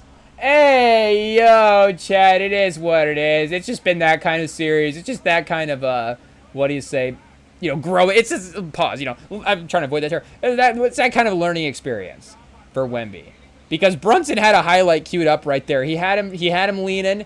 He had the floater. Oh, it was more so Castle, Chad. It was more so Castle not turning around. But then, you know, a little bit of Wemby maybe having the awareness of his teammate, you know, being ready in that scenario. And now Brunson with the fouls. At least a 2-point lead. You know, you can get a layup with 10 seconds here. And we are in the bonus. So I don't know if, if Tony Brothers really wants us to win this game. Come on, chat. We need the nuns' prayers to be answered through Tony Brothers. If that makes sense. That's, you know, I'm not saying I can see what is happening. But I feel like that would be a realistic, you know, I guess it could also be a miracle. I'm not against a miracle here. But I don't even think we need a miracle. We just need Tony Brothers to get us to the free throw line. Hey, yo. And see what's happening. Oh, Brunson misses.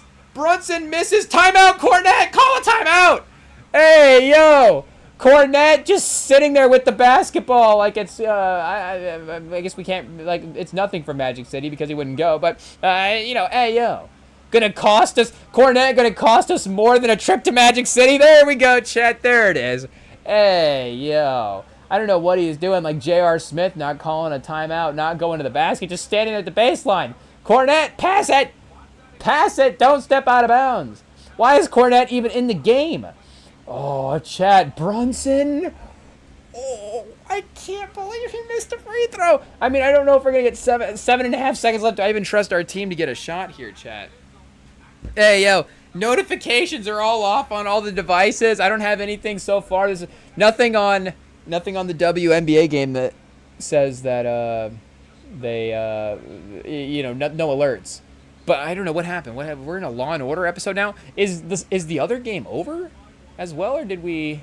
Oh no, okay, we accidentally switched. I guess I might have to go back to Law and Order so I don't accidentally spoil the game on like the bottom line here. But I think we're good for now. They don't usually have a bottom line going on for the Ion games. So we're fine. Okay, 105 to 104, chat. Hey, yo. Unbelievable, chat. I mean, the history of the league hangs in the balance here. We're talking about, again, the Spurs going from, is Wemby back with 20 points in this half and carrying this team, to Wemby cost them the game and cost them the finals, and, you know, will they ever get back again? Like, the questions that are on the line here with 7 seconds. Brunson not even in the game. Fox is going to have the basketball. A pick and roll with Wemby. Wemby, the mid-range. Oh, he missed it, Chad. Oh, Vassell. Chad Vassell had a rebound. He put it up at the hoop at the last second. And New York is going to take a 2-0 lead. I don't think, you know, Wemby taking the basket is not a bad opportunity, for sure. You're okay with that there.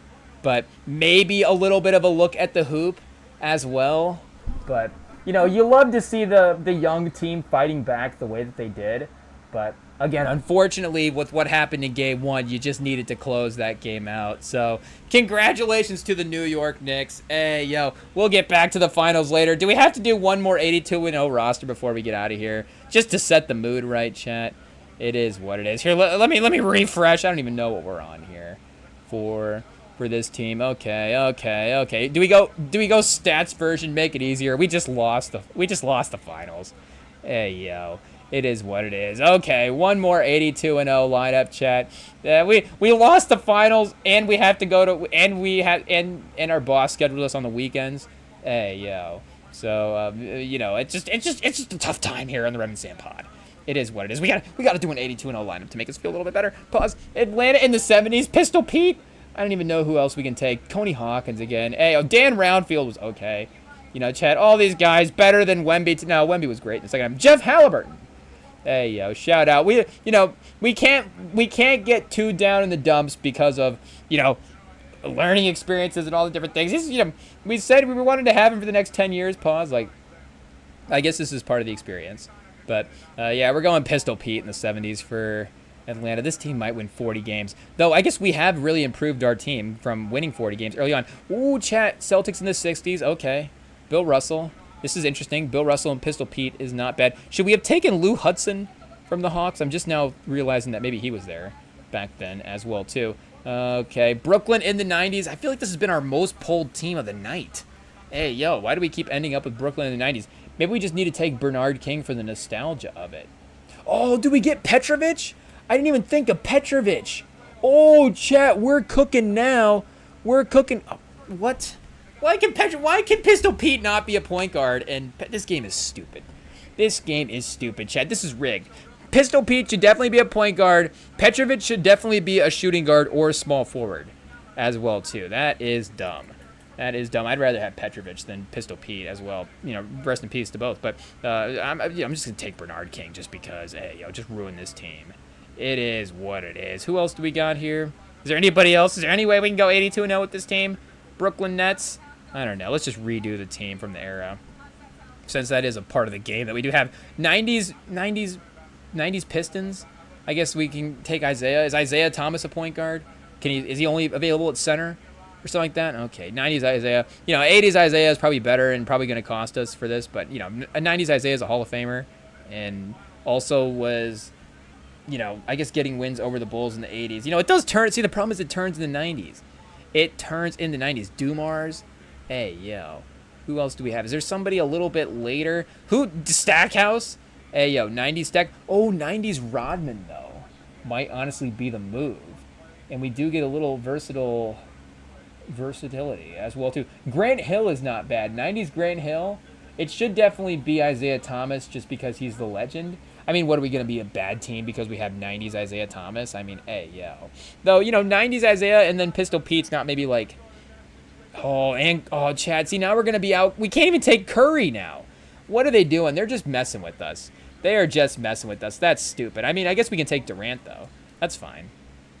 Okay, we're just emotional. We just lost. It is what it is. We can also take Clay or Draymond. Again, 2000s Warriors. They have more good players than Durant, or than Curry. So, Russell, Durant, Isaiah Thomas, and Pistol Pete. Okay, this team's not bad.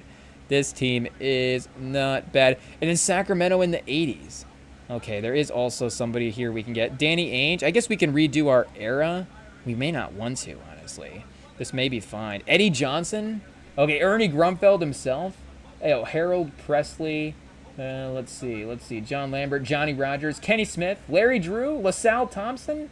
Okay, Lloyd Walton. I don't know if he's related to either of the Waltons. Mike Woodson playing Otis Birdsong. Oh, but he can't be a small forward. Oh, that's Pete Verhoeven, the director of Basic Instinct. Hey, yo, Otis Thorpe. Oh, we can move Durant to small forward and play Otis Thorpe at power forward is essentially what we could do. Or we could move, I guess we can't move any, chat. See, yeah, that's fine. We'll have to sacrifice, what do we say, Otis Birdsong. The Otis Birdsong probably should be a small forward as well, too. Again, that's just ridiculous. It is what it is. Reggie Johnson, Reggie King, Reggie Theus. Hey, any of the Reggies. Rick Barry for Sacramento in the 80s. Rick Barry's great, but I don't know. And I guess also only a shooting guard as well, too. So here, let's go forwards. as well. Wayman Tisdale, maybe not bad. Rodney McRae. Yeah, I think our move is going to have to be Otis Thorpe. It is what it is. Or our move is to No, we can't redo the era. Eddie Johnson, small forward. Maybe. Cliff Robinson, not bad, though. As well, too. But, yeah, let's go Durant at small forward and Otis Thorpe at power forward. Bill Russell at center. But can we play... Oh, yeah, we guess we can't play Bill Russell at power forward. Though we kind of should. And, again, maybe... Well, between Durant and Isaiah and Pete, like, we do have a pretty... we have a talented offensive trio there. And then the defense with Thorpe and Bill Russell. This is pretty close. 64 and 18 is not bad. Okay, chat, one more. Otis Thorpe, 15 a game. Bill Russell. I feel like the stats are disrespecting Bill Russell there. It's leaning in a little too much in the points per game. Do we have defensive stats or anything?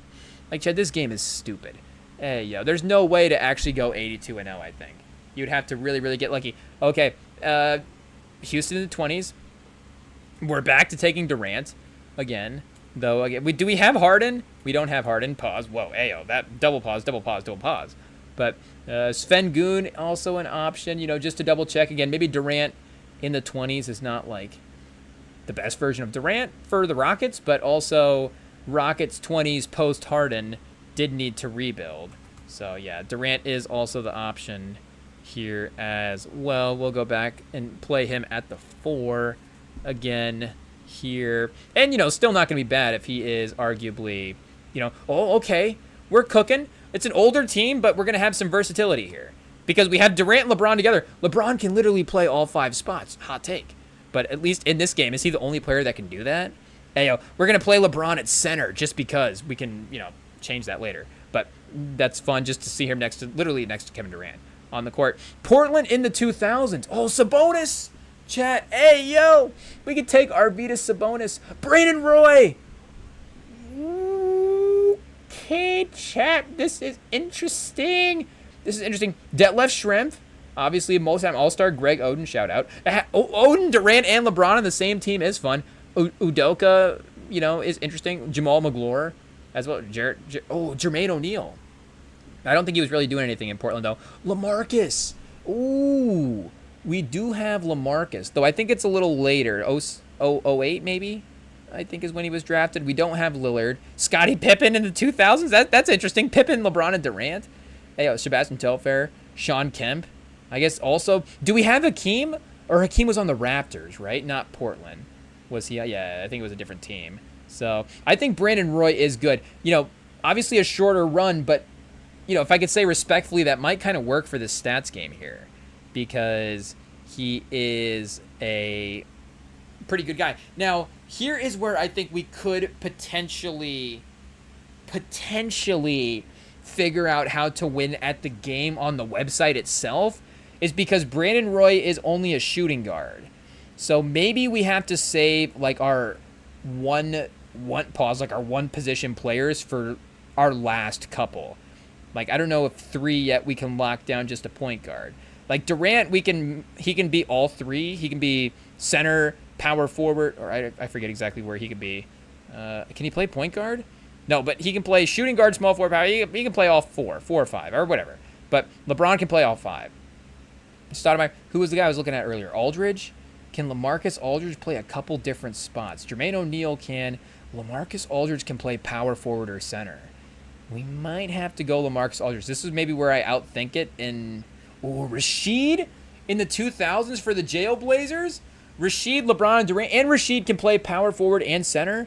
So there we go. We can have versatility with Rasheed and still, I think, maintain a pretty good lineup there. Because that was before he got traded to the Pistons, right? The Jailblazers, if we could say the name respectfully, were an iconic team, and they were, competitive as well, too. So we're going to go Rasheed for Portland there in the 2000s. Though, again, obviously, respect to Brandon Roy, we definitely should have considered him. Well, I guess we did consider him, but definitely a very, very, liable option as well, too. Charlotte in the 80s.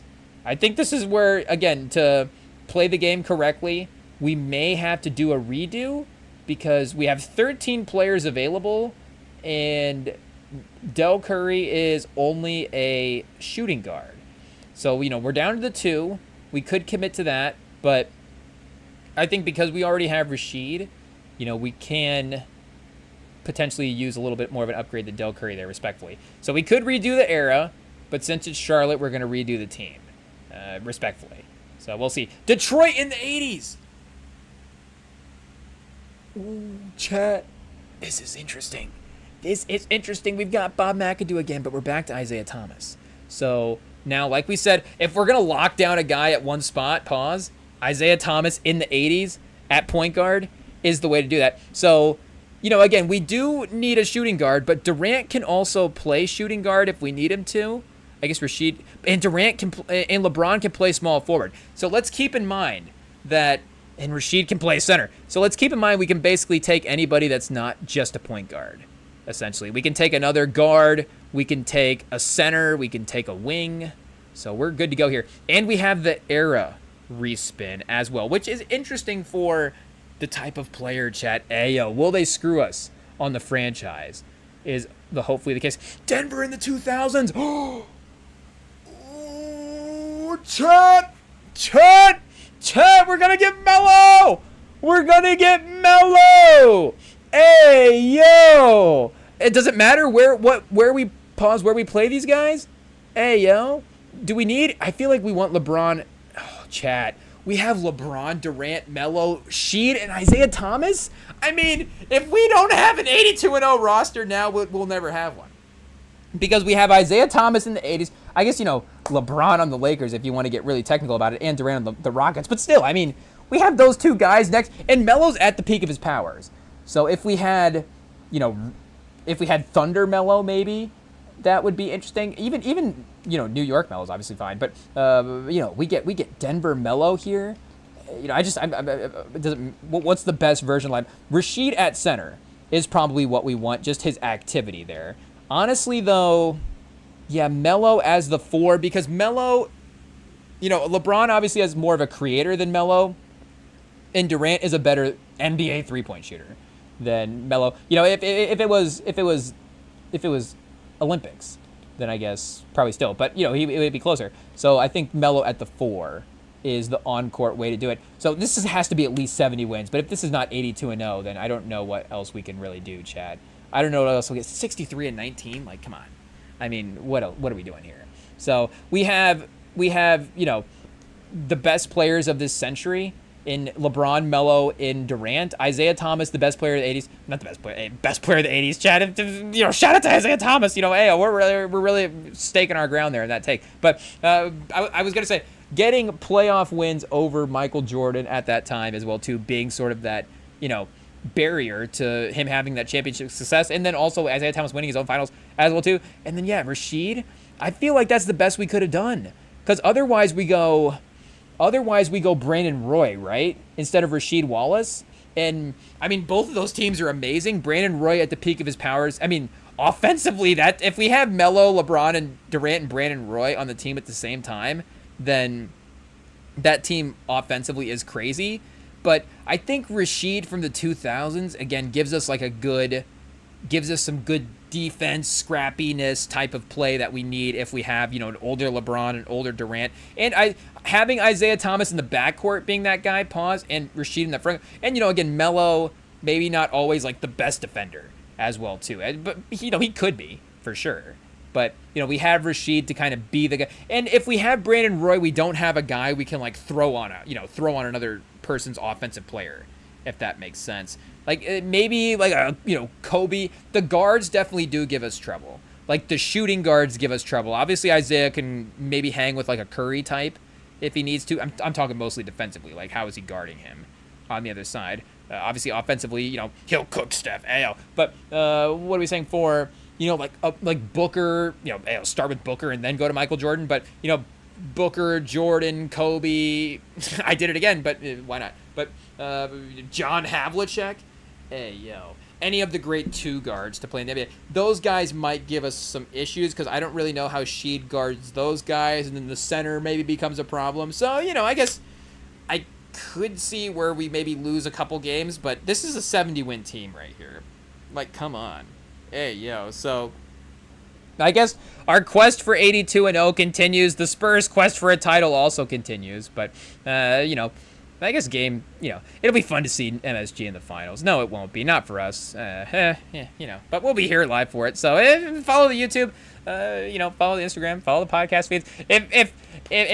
Well, I guess we gotta be careful how we phrase things. But either way, we will be back. So we'll say that. We will be back. But, unfortunately, we'll be bummed out the next couple of times because the Spurs will be losing. But either way, we would maybe have some confidence in our team and obviously know the future is fine. And still, regardless of what is happening, I don't think Wemby had the second half. It's not like and I feel like we're a little smarter with that as well too. Now we don't just immediately when a guy falls apart in the playoffs go, will he never win the game? I feel like we can smartly evaluate that a little bit more. But either way, we'll I guess have our crazy sports takes on the next one when the Spurs are losing again in Madison Square Garden. So we'll see y'all later, chat. Enjoy your weekend. We'll be back Sunday. Peace.